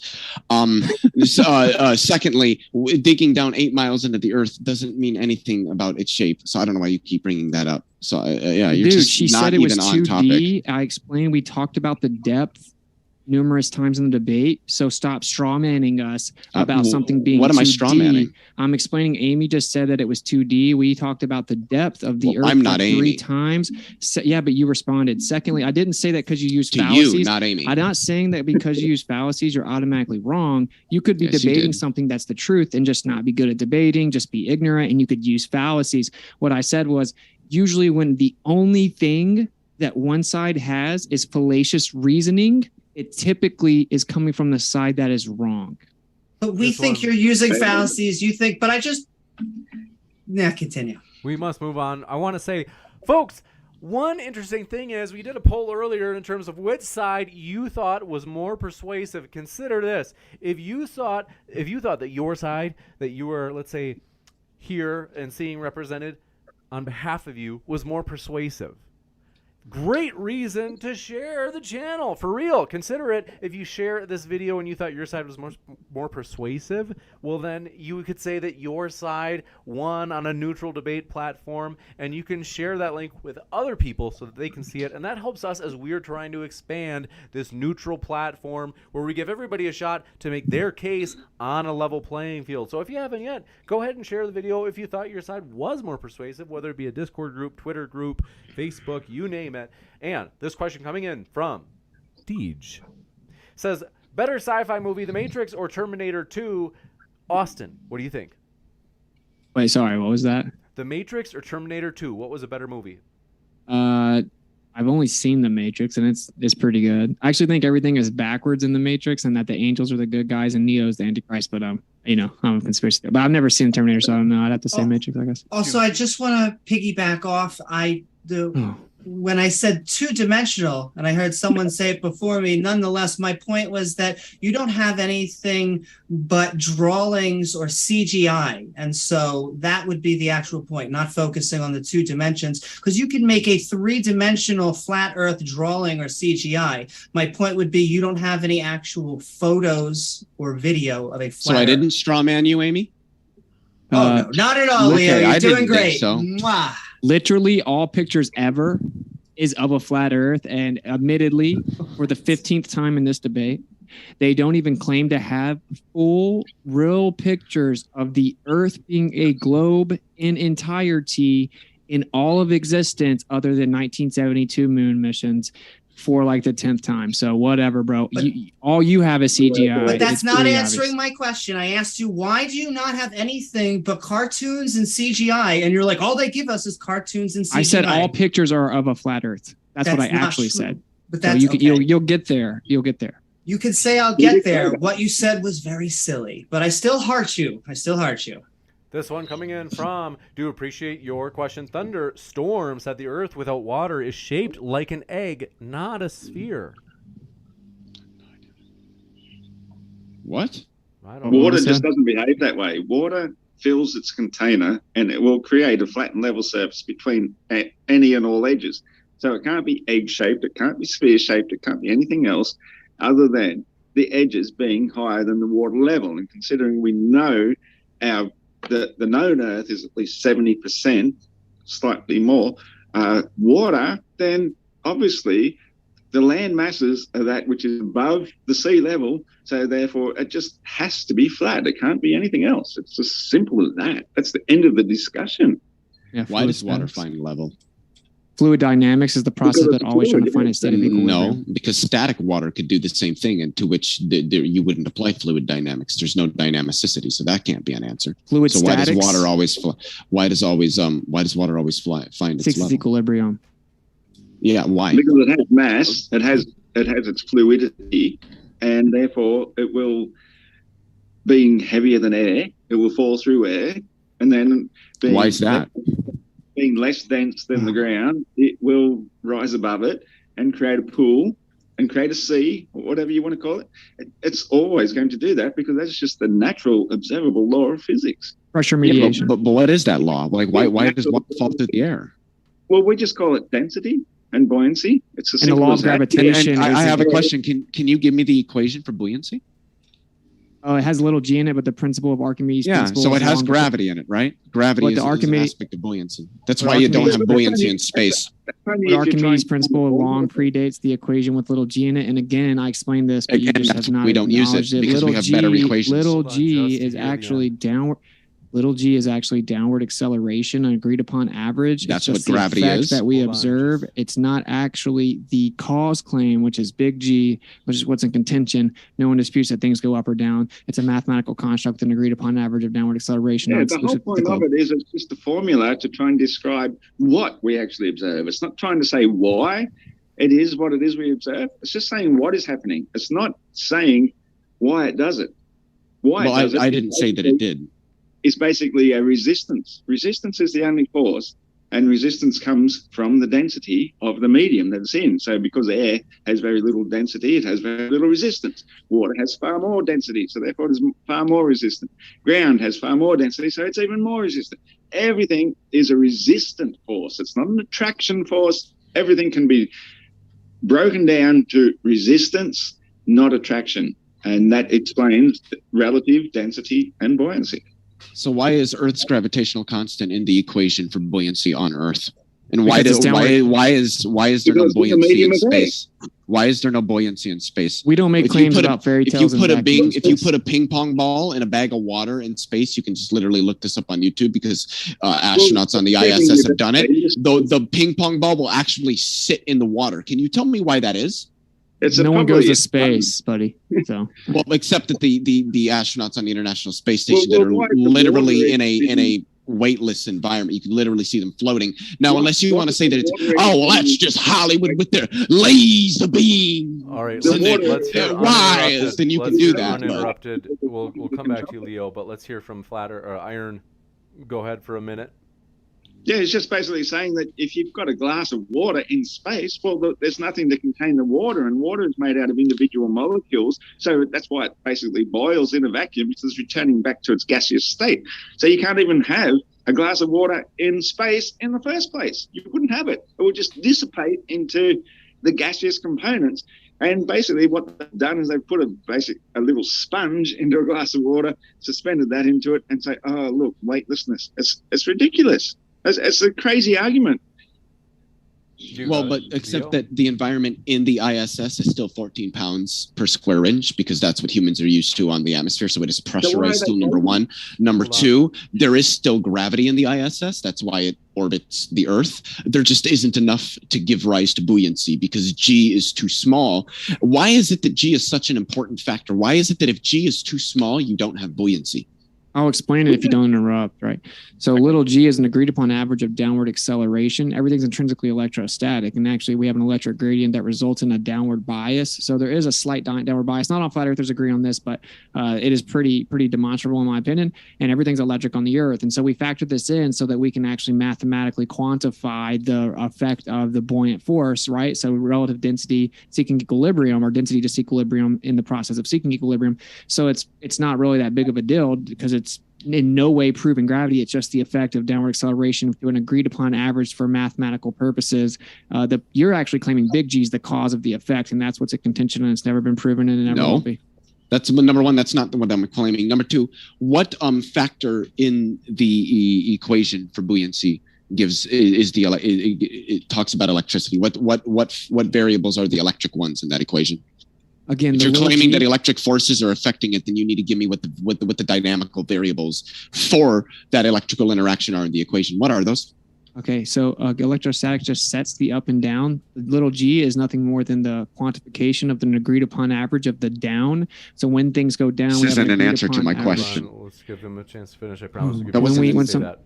When something goes down, we have an agreed upon average. That's the effect of downward acceleration. That's all little g is actually representing mathematically. I'm explaining that what sets the up and down is actually the electric gradient we have on the Earth, which goes up 100 volts per meter equipotential increase. And so things just go up and down. It's not very complicated. It's just a little agreed upon average effect. And I didn't say that they mathematically call gravity into the equation. It's just intrinsically what sets the up and down. The agreed upon average is the effect, not the cause, for like the fifth time.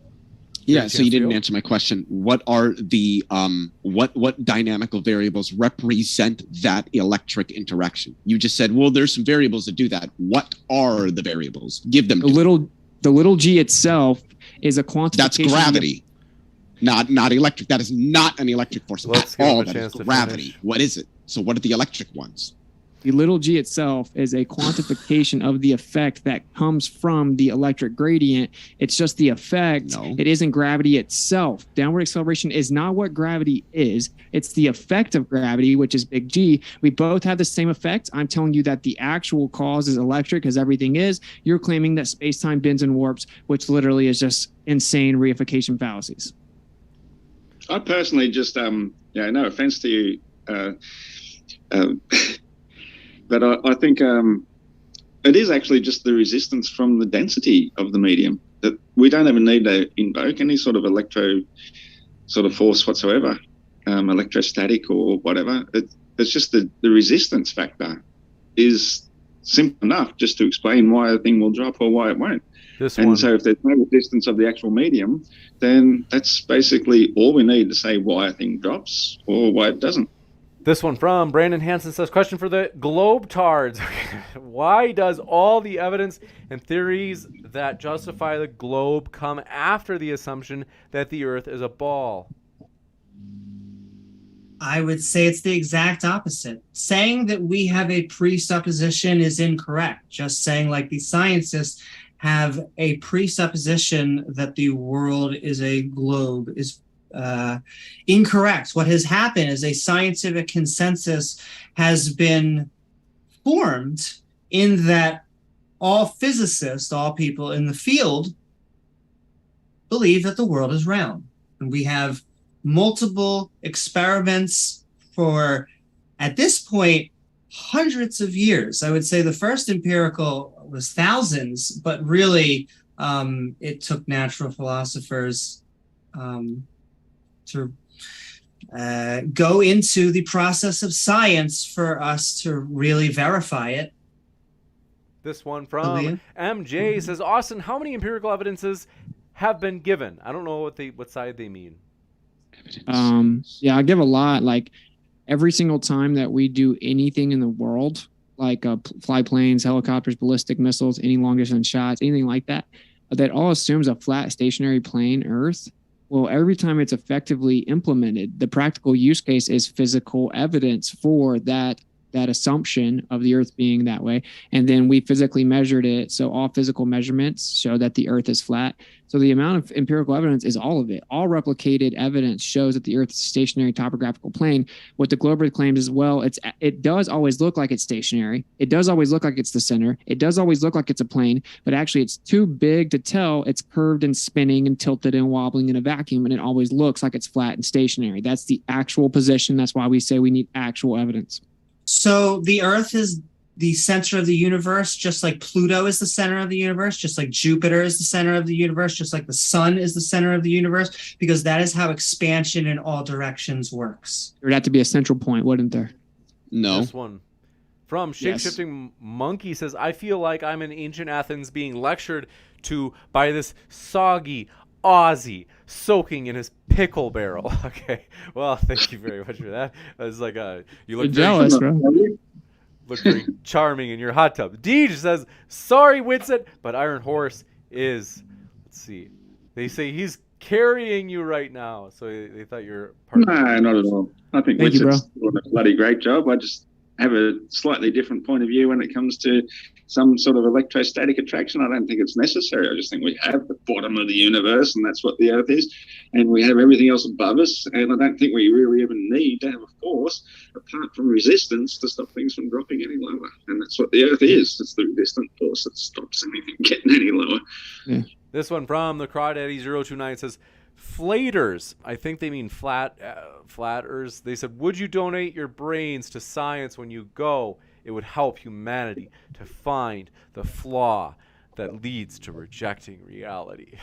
You're self-projecting because you haven't tested reality yourself. You just look at the cartoons and believe them. So, Brandon Hansen says, Leo, why don't I have to take in the rotation of the Earth when I shoot long range? And why wouldn't the rotation affect the trajectory?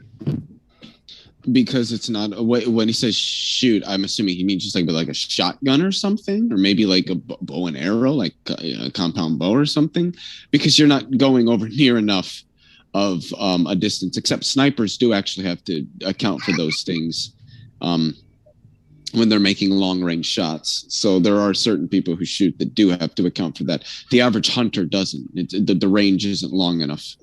That's what he's talking about, shooting long range. He's literally talking about why. Well, you can't, unless he's a sniper, then he does have to account for it. So if he says that he doesn't, he's just lying. Well, actually, I know many snipers that don't, but here's the middle ground here. Well, not in all shots. Is that they claim that they factor it in mathematically, but the wind almost always overtakes it. So you never really have to account for it. And then you have the spin barrel rotation itself. So like you never really account for Coriolis. It doesn't actually do anything. And when you really shoot, you're not accounting for that. You're accounting for wind and then spin barrel rotation. But ironically, of course you wouldn't account for Coriolis. You're not nearly large enough scale. What about the airplane a lot further than the shot bullet? So why does the airplane not have to account for Coriolis, but this shot bullet over a period of 3 miles does? But the airplane can just keep on flying in a straight line without ever having to worry about the Earth's moving beneath it. Or Felix Baumgartner going up to 128,000 feet, dropping 3 hours later and being 71 miles to the east when he should be at least 3,000 miles to the west. What happens Debunks it. Why does the Earth ever move? Debunks the globe. Airplanes actually do have to account for the Coriolis effect to an extent. So. What? Tell me how they do that. They do not. I don't know how they do it. I'm not a pilot, but I know that they do. No, they don't. Not even the autopilot does. If you can't tell us how they do it. Well, autopilot would have to. Yeah. Without making a claim. But it's going to depend on which direction the planes are moving. One second. Too many people speaking at once. Go ahead, Iron Horse. What have you got? We'll come back to you, Leo. He said he made a positive claim, so therefore he has to have positive evidence in order to make such a claim. He says pilots account for the Coriolis effect. So a plane that flies at top speed of about 500 miles per hour is accounting for the Earth beneath it spinning approximately 1,000 miles per hour towards the east. How does the pilot account for that if you claim that he does? Well, that's not the Coriolis effect isn't accounting for the opposite rotation of the Earth. You're already moving with the stationary Earth before you take off, so that's not an effect. So I don't think you understand what the Coriolis effect is. That has to do with that has to do with the conservation of momentum as one moves laterally from the I think it's laterally from the equator. As you're moving orthogonally from the equator in either direction as a result of the conservation of momentum as a result of Earth's rotation and your movement, you will veer off of a straight path. Right. If planes are moving in the proper direction, there are slight effects that they do have to and do account for. Yes, they do not adjust for Coriolis. Speed of the plane. Sorry, they do not adjust for Coriolis. I just want to clear this up. They objectively don't. Also, you can talk about the conservation of momentum. Well, as you get higher and higher up off the Earth spinning, if the atmosphere was moving with it, you would have to have additional energy higher and higher up, or it would violate the conservation of energy and momentum. You do have it. But there's no mechanism ever proposed for why. You want me to give you one? They also claim something called super rotation, which they claim the top of the atmosphere is moving faster than the spin of the Earth, but they don't know why either, which also violates the conservation of energy and momentum unless you have a mechanism. No, it doesn't. In addition, as you have the accelerative frame of the Earth going underneath you, due to the quote-unquote Coriolis effect, you would have to bank to the left or bank to the east and speed up forward, accelerating to catch up with it due to the conservation of angular momentum, but they don't do that. Right? They actually just maintain a constant speed relative to wind alone. So yeah, globe Earth debunked. Exactly. Well, that's not true. No, for somebody who claims other people like bloviate, that you're doing a lot of bloviation. I don't even remember what you said because it didn't even register. Do you want to refresh my mind on what your point was?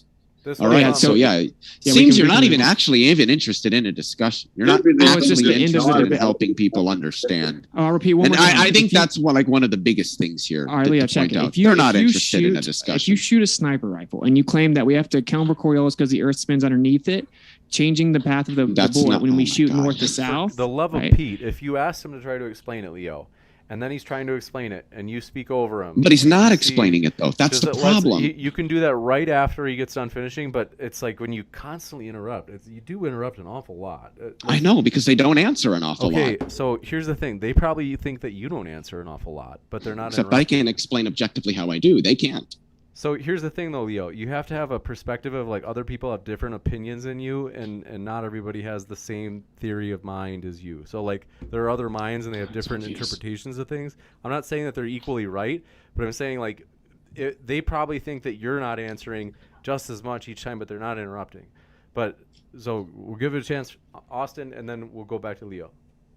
The fundamental idea is that to claim there's Coriolis with the bullet shooting north to south has to be adjusted for because of an inertial and accelerative frame of reference, then it would also apply to the plane like Iron Horse brought up. The problem is that planes in real life do not adjust for Coriolis. The autopilot doesn't. Also, when someone flies a plane manually, they would have to know about that, but they don't. They maintain a constant speed. They would have to bank and accelerate forward, but they do not do that. So claiming that the atmosphere, most Globers then claim the atmosphere moves in lockstep with the Earth, which also isn't true. It actually would lag behind due to fluid dynamics. And so then we know that actually there would be an increase of energy proportionate to the increase of speed proportionate to the increase of altitude, which means that you're violating the conservation of energy. I don't want to go. I mean, if you don't understand it, I don't know what to say, but super rotation at the top also would need additional energy to not violate the conservation of energy momentum. You can't claim Coriolis and claim planes don't have to account for the spin of the Earth at the same time. Great Meridian, great circle flights, debunk the globe if you don't account for the spin of the Earth underneath you. All right, Leo, we'll give you the same amount of time. You don't need extra energy. You just need less friction. So you don't even understand what conservation of momentum is. I think you're confusing it with conservation of energy. They're similar, but they're not the same thing. And there's less friction higher up in Earth's atmosphere because of the vacuum of space. So I wouldn't surprise me if there are actually currents in the upper atmosphere that move at greater rates than currents in the lower atmosphere as a result of gravitational dragging. People who actually understand these things, they know about these effects. They understand the equations that define them. And then you have those that talk about things they have no understanding of. This will come in I would also like to see any evidence that the atmosphere would lag behind with those sort of calculations, because that is the definition of an atmosphere, is the gases that are being pushed down from gravity. So wow. Okay. Well, the so fact you that we have wind, the fact we have winds that can go westerly, they can go easterly, they can go northerly, they can go southerly. The wind is actually acting independently to the atmosphere all the time, and yet the wind is the atmosphere. What? Yes, I don't even understand that. What does that mean? The wind is the atmosphere moving. No, they claim the wind moves independent of the lockstep. No, they don't. Yes, because it moves in all directions. It doesn't just move east. It is moving independently. That's how there's a wind speed going a particular direction. So you're trying to say that. Wait, are you asking if the wind speed is like? Do we take into account the rotation of the Earth before we account for wind speed? Well, then, yeah, obviously. No. Well, you have to if you were trying to do reality. Yeah, we do. We could just assume that the Earth is flat and stationary, and then we can just observe the wind speed being exactly what it is, which is what it is. It also just sounds like disproves the atmosphere. No, what we're saying is that as went with the hold ocean. on, okay, just one person at a time. So it's a simple, right? If you have Austin. Okay, sorry.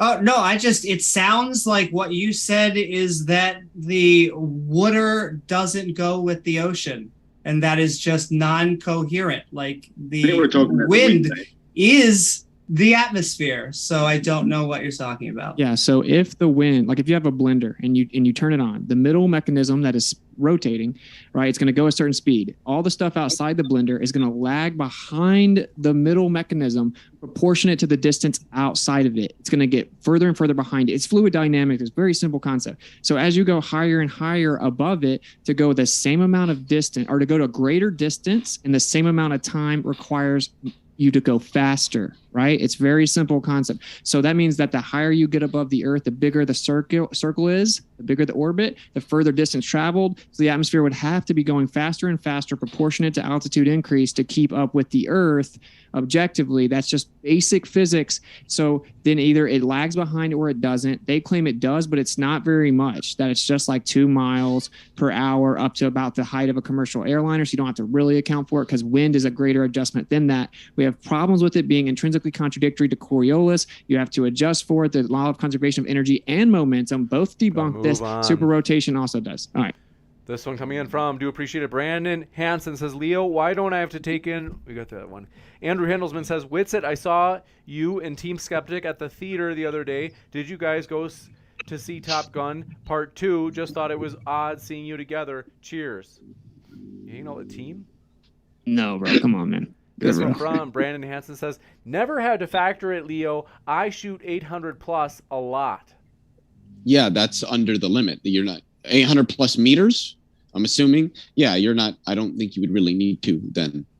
This one coming in from Deej. Thanks for your support of Modern Day Debate. Want to say, folks, our guests are linked in the description. We hope you enjoyed this debate. It has been a lively one, to say the least. All of our guests, Leo, Amy, Austin, and Iron Horse, fully in his hot tub, are linked in the description. Which, by the way, thank you to our guests, and thank you again, Iron Horse, for jumping in last minute. I know that it's been a busy day, and so we appreciate you jumping in for Davey. And want to say, though, all of our guests are linked in the description, including at the podcast, folks. So check them out. You've heard their views. You can check out their channels. And with that, thanks so much to our guests, though. It's been a true pleasure to have you. Appreciate it. Peace. Thank you much. Bye. Thank you very Thanks, much. Amy, Leo, and Austin. Awesome to team up with you both. Yeah, you too, bro. I'll be back in just a moment, folks, with a post-credit scene letting you know about upcoming debates, so stick around, and I'll be back in just a moment.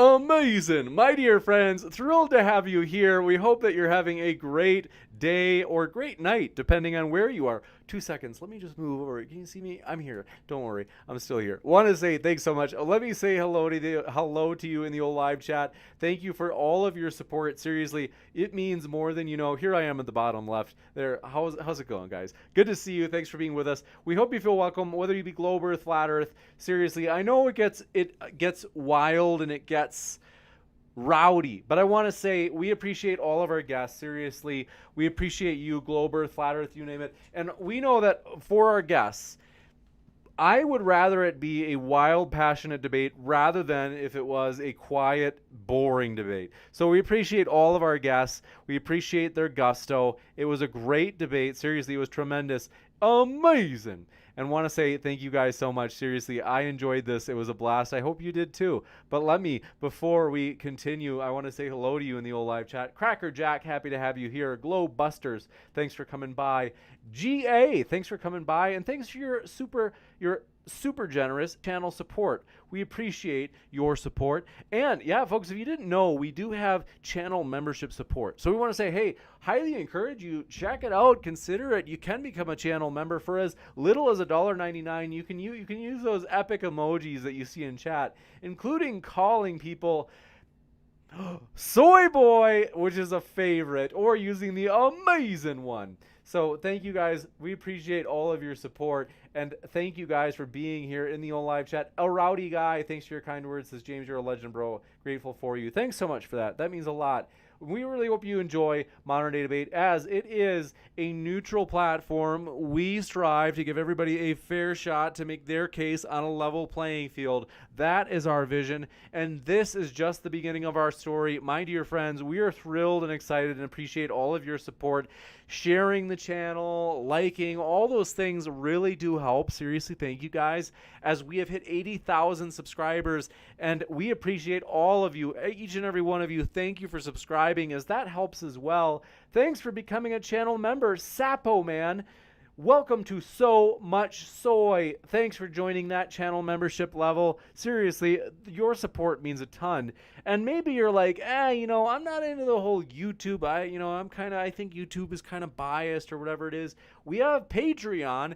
That's another way to support the channel. So I do want to mention, if you haven't yet, you can consider, hey, let's say you join the Patreon. We have different levels. That's something to consider. It's as cheap as $2 a month. That's one way of joining at the first tier. If you join at $5 a month, your name shows at the ticker at the bottom of the screen during the debates, as we appreciate all of our supporters. Thank you so much. And thanks for your super chat. Nominal says it gets quote-unquote rowdy because religious zealots tend to get triggered when you challenge their religion. Well, juicy. I don't know which side you're referring to, but appreciate your super chat. And TNA Plastic, good to see you. Jared A, thanks for your support of Modern Day Debate. Seriously, that really does mean a lot. We appreciate that. Commercial Sound and Video says thumbed up. Thanks for that thumbs up. We appreciate your liking this video. Yeah, it really does help. The channel does grow. When you might be thinking, James, how does it grow? I don't understand. Like me hitting the like button, I just don't understand that.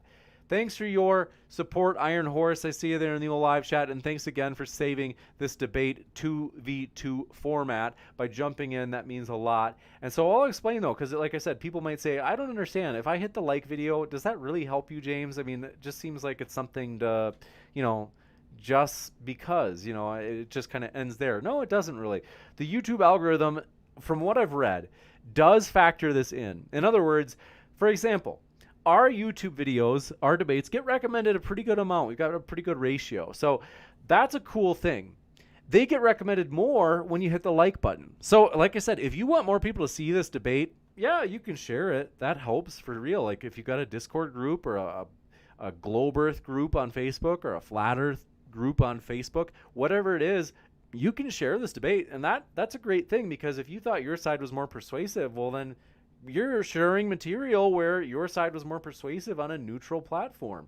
The other thing, though, is maybe you want other people to see it on YouTube, for example. If you hit like, that means our video will be recommended to more people. So, for example, when you're on YouTube, like right now, you can look just below the live chat and you'll see recommended videos. So for me, I have like Kit Boga, closed on Sunday. Kimball. There's more Kit Boga. Rock Collection. Modern Day Debate videos are more likely to show up in people's recommended videos if you hit like. For real. Also, though, they're more likely to be ranked. So if you search Flat Earth Debate, this will probably be, namely this video, will probably be recommended in the top 5, at least for like the next like several hours on YouTube. And that's cool because YouTube is basically like testing to see like, hey, how popular is this? And usually it falls, down the ranking, but the more likes it gets, the higher ranking that it'll get in terms of the placement when people search the phrase Flat Earth Debate. So it really does actually make a difference. So I'm trying to just give you the reasons behind why we ask you to hit like, as it's a real way of supporting the channel. It doesn't cost you a dime. Sharing the debate as well, like I said, that helps a ton too. Like maybe you're like, hey, like I don't know about channel memberships yet, and I don't know about Patreon yet. I've never done either of those, and I don't really feel like doing either of those. Well, hey, you know what? You can help this channel by, let me fix this little, this is just driving me nuts. I'm going to fix this if it's the last thing I do. On screen, do you see the little graphic there? There we go. That's better. If you're like, James, I don't know about this. I'm just not sure. Well, I can tell you. You can help this channel just by doing those things. It really does make a difference. I'm telling you. We appreciate it. And I've got to say, good to see you there in the old live chat. Whirl of Bliss, thanks for coming by, as well as Random Guy, thanks for dropping in. Mrs. No 86, thanks for dropping in. Scott Miller says hello. Thanks for coming by, Scott. And thanks, KK Pink Factor. We are glad you are here. Sean Miller, glad you're here. Greg Warrener, happy to have you here. And Slang, glad to have you in the live chat. Regis Terslow Bear, thanks for dropping in. Diamond S, we're glad you are here. As well as Ozone McWego, thanks for coming by. Iron Horse, I see you there in the old live chat. Amanda, thanks for coming by. Really do appreciate your help in finding this new venue. Seriously, we're going to make this work one way or another if you got my email already. Whether we use that venue or we might be able to talk our old venue into matching their price, which would be a cool thing because that's a good bargaining chip. If we say, hey, we got this other place and, we could go there, it'd be a pretty good deal for us. Would you be willing to match it? That's something that either way, your help seriously means a ton, Amanda. So it is going to help one way or another. We appreciate it. Thank you for your time and your support. And sorry that I was so late to get back to the environmental center. So I appreciate your patience. Joe Leto, good to see you. And good to see you as well as Rifa. Thanks for dropping in. Felix, glad to have you here. Nick McIntyre, thanks for dropping in. Glad to have you. And Encini Norfolk, happy to have you here. As well as Ghost24824, thanks for dropping in. Amanda says the Patreon is bomb. Meetings with James make it 100% worth it to go all in. And that's right. We do have meetings with me. I'm actually, tomorrow we've got a meeting at 11 a.m. Eastern time. So if you are in it's the front row seating tier for Patreon, that's another possibility, is that I have these Zoom meetings where just $10 a month, it's like basically the price of Chipotle once a month. Is basically these are meetings where I say, hey, what topics are really hot right now? What would you really like to see? That tomorrow, for example, is what we're going to be talking about a lot, is finding out what topics we're going to probably have for our conference coming up in November, which is going to be awesome. Master Optics, good to see you there in the old live chat, as well as Truthers Hour of Comedy. Thanks for coming by, as well as Greg Warner, happy to have you here. My dear friends, thanks for all of your support. Helio Skeptic, good to have you. Mr. Anderson, good to see you there in the old chat. Surrounded by Keith, am I saying it right? Glad to have you. Diamond S, thanks for coming by. Aha, glad you're here. I see you there. Aha. Grim Theorist, thanks for coming by. And thanks for your super chat. Dingley Bumbus says, is COVID James saved? Is COVID James saved? Cheers. Christ is the best winemaker. Thank you for your super chat, Dingley Bumbus. And is COVID James saved? Are you asking, am I okay from COVID? I think I told you guys the other night on Wednesday I had COVID. I'm almost back to normal. Thanks for asking. I appreciate it. I'm really close. I have a stuffy nose still. So I'm almost back to normal. And I'm hoping to be back to normal tomorrow or Monday. So that's encouraging. But I want to say, yeah, thanks for asking and looking out for me. I've had, this is the third time I've had COVID. Isn't that crazy, you guys? And I just had it 2 months ago. Just 2 months ago. And I got it again.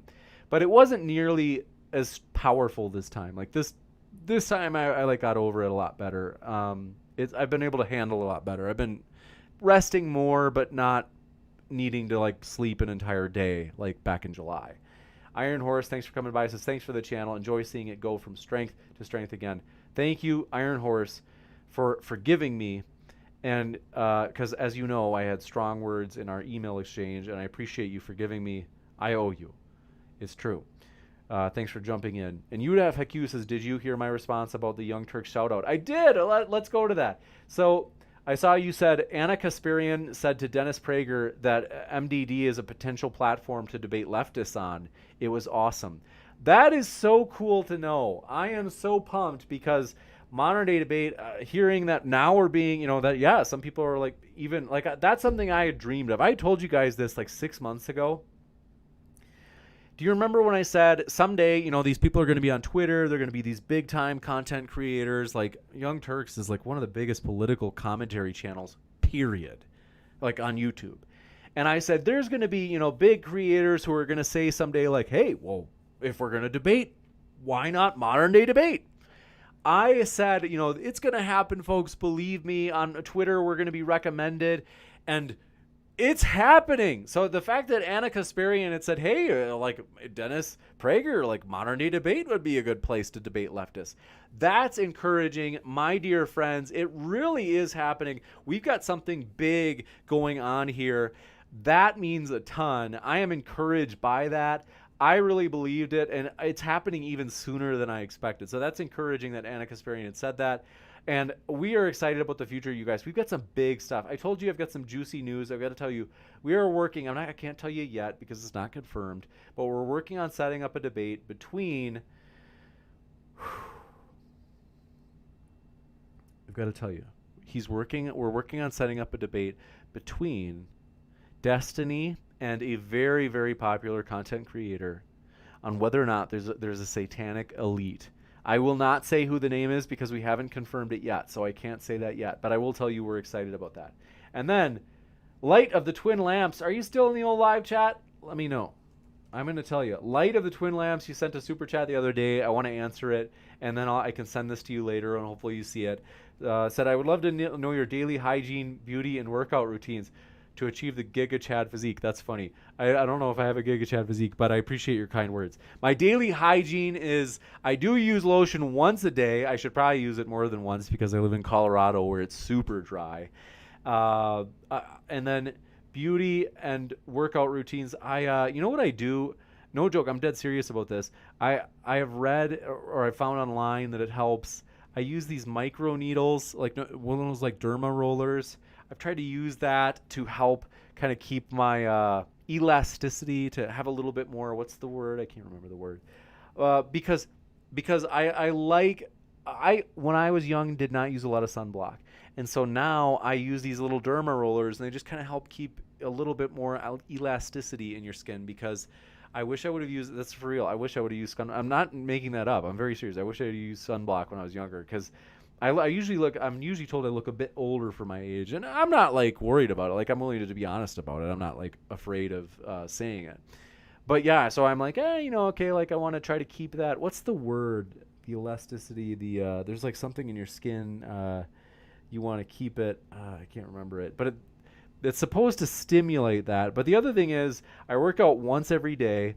And collagen, that's the word. Sapoman, thanks for becoming a channel member, Sapoman. Seriously, I appreciate that. But yes, collagen production is the right word. I use these little derma rollers, and it's they're like $5 for a derma roller, so it's not like it's expensive. And so yeah, collagen. But in terms of working out, I work out once every day, pretty much on average.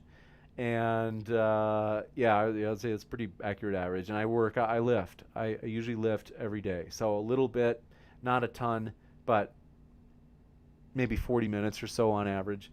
And then, but thanks for your kind words and asking. Baby Squirrels, thanks for coming by. And then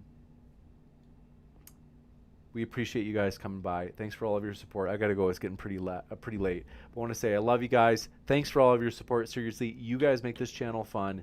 It's honestly, it means so much. Thanks for all of your support. And yeah, if you haven't already, if you haven't checked out, I am pumped about this. Modern Day Debate is on your favorite podcast app. If you haven't checked it out, you have to. What are you waiting for? I mean, this is huge. This is awesome. So, for example, let me pull this up. My favorite podcast app is Podcast Addict. But I know most of you use either Apple or you use, what is the word I'm looking for? Spotify. So if you use those, that works too. Google Podcasts, we're on every single podcast. So if you haven't yet, I mean, you might as well try it. And you can also, maybe you're like, well, I've already tried the podcast, and maybe you're even looking at it right now. You can give us a rating. If you rate us, that helps us, really, for real. Give us a little feedback on there. Damian Martinez says, get those gains. Amen to that, Damian. Thanks for your support, buddy. But yeah, so I'd encourage you, if you have not yet checked this out, Modern Day Debate is on every single podcast app. And that way, Baby Squirrels, I love you too. Thanks for your kind words. I appreciate that. Is that way, let's say you're driving through town. Let's say you're like me. You're driving through town and you all of a sudden have a bad spot where your service doesn't work very well. Because that happens to me a lot. No joke. It happens all the time. And it makes me go insane.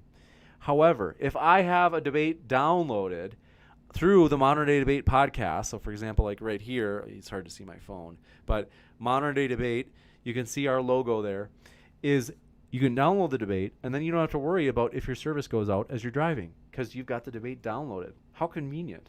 Have you tried that? Mrs. No 86 or Nominal or Cracker Jack or Slang or Mr. Optics is Modern Day Debate does have this podcast, which is cool. It's a nice little, trick. So we like that. That's pretty cool. And then let me see here. I got to move this. Do I have this right?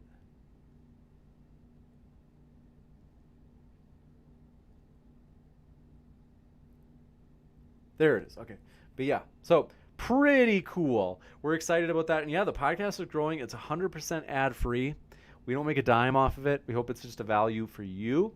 As, again, the other thing, too, is maybe you have limited data. You don't want to pay for unlimited data. Well, hey, who can blame you? You can download these debates on your podcast for free. You don't need YouTube Premium or anything like that. You can just download them on the podcast and listen to them. Pretty convenient. Not bad, huh? So thanks for your support. Appreciate you guys. I love you guys. You guys make this fun. And anything else? Am I forgetting anything? Thanks, guys. I love you guys. If you haven't yet, hit that subscribe button as we have many more juicy debates coming up in the future. Thanks for all of your support, guys. I look forward to seeing you in the next debate as we have a number of them lined up for the next week. And we look forward to seeing you then. Love you guys and have a great rest of your night.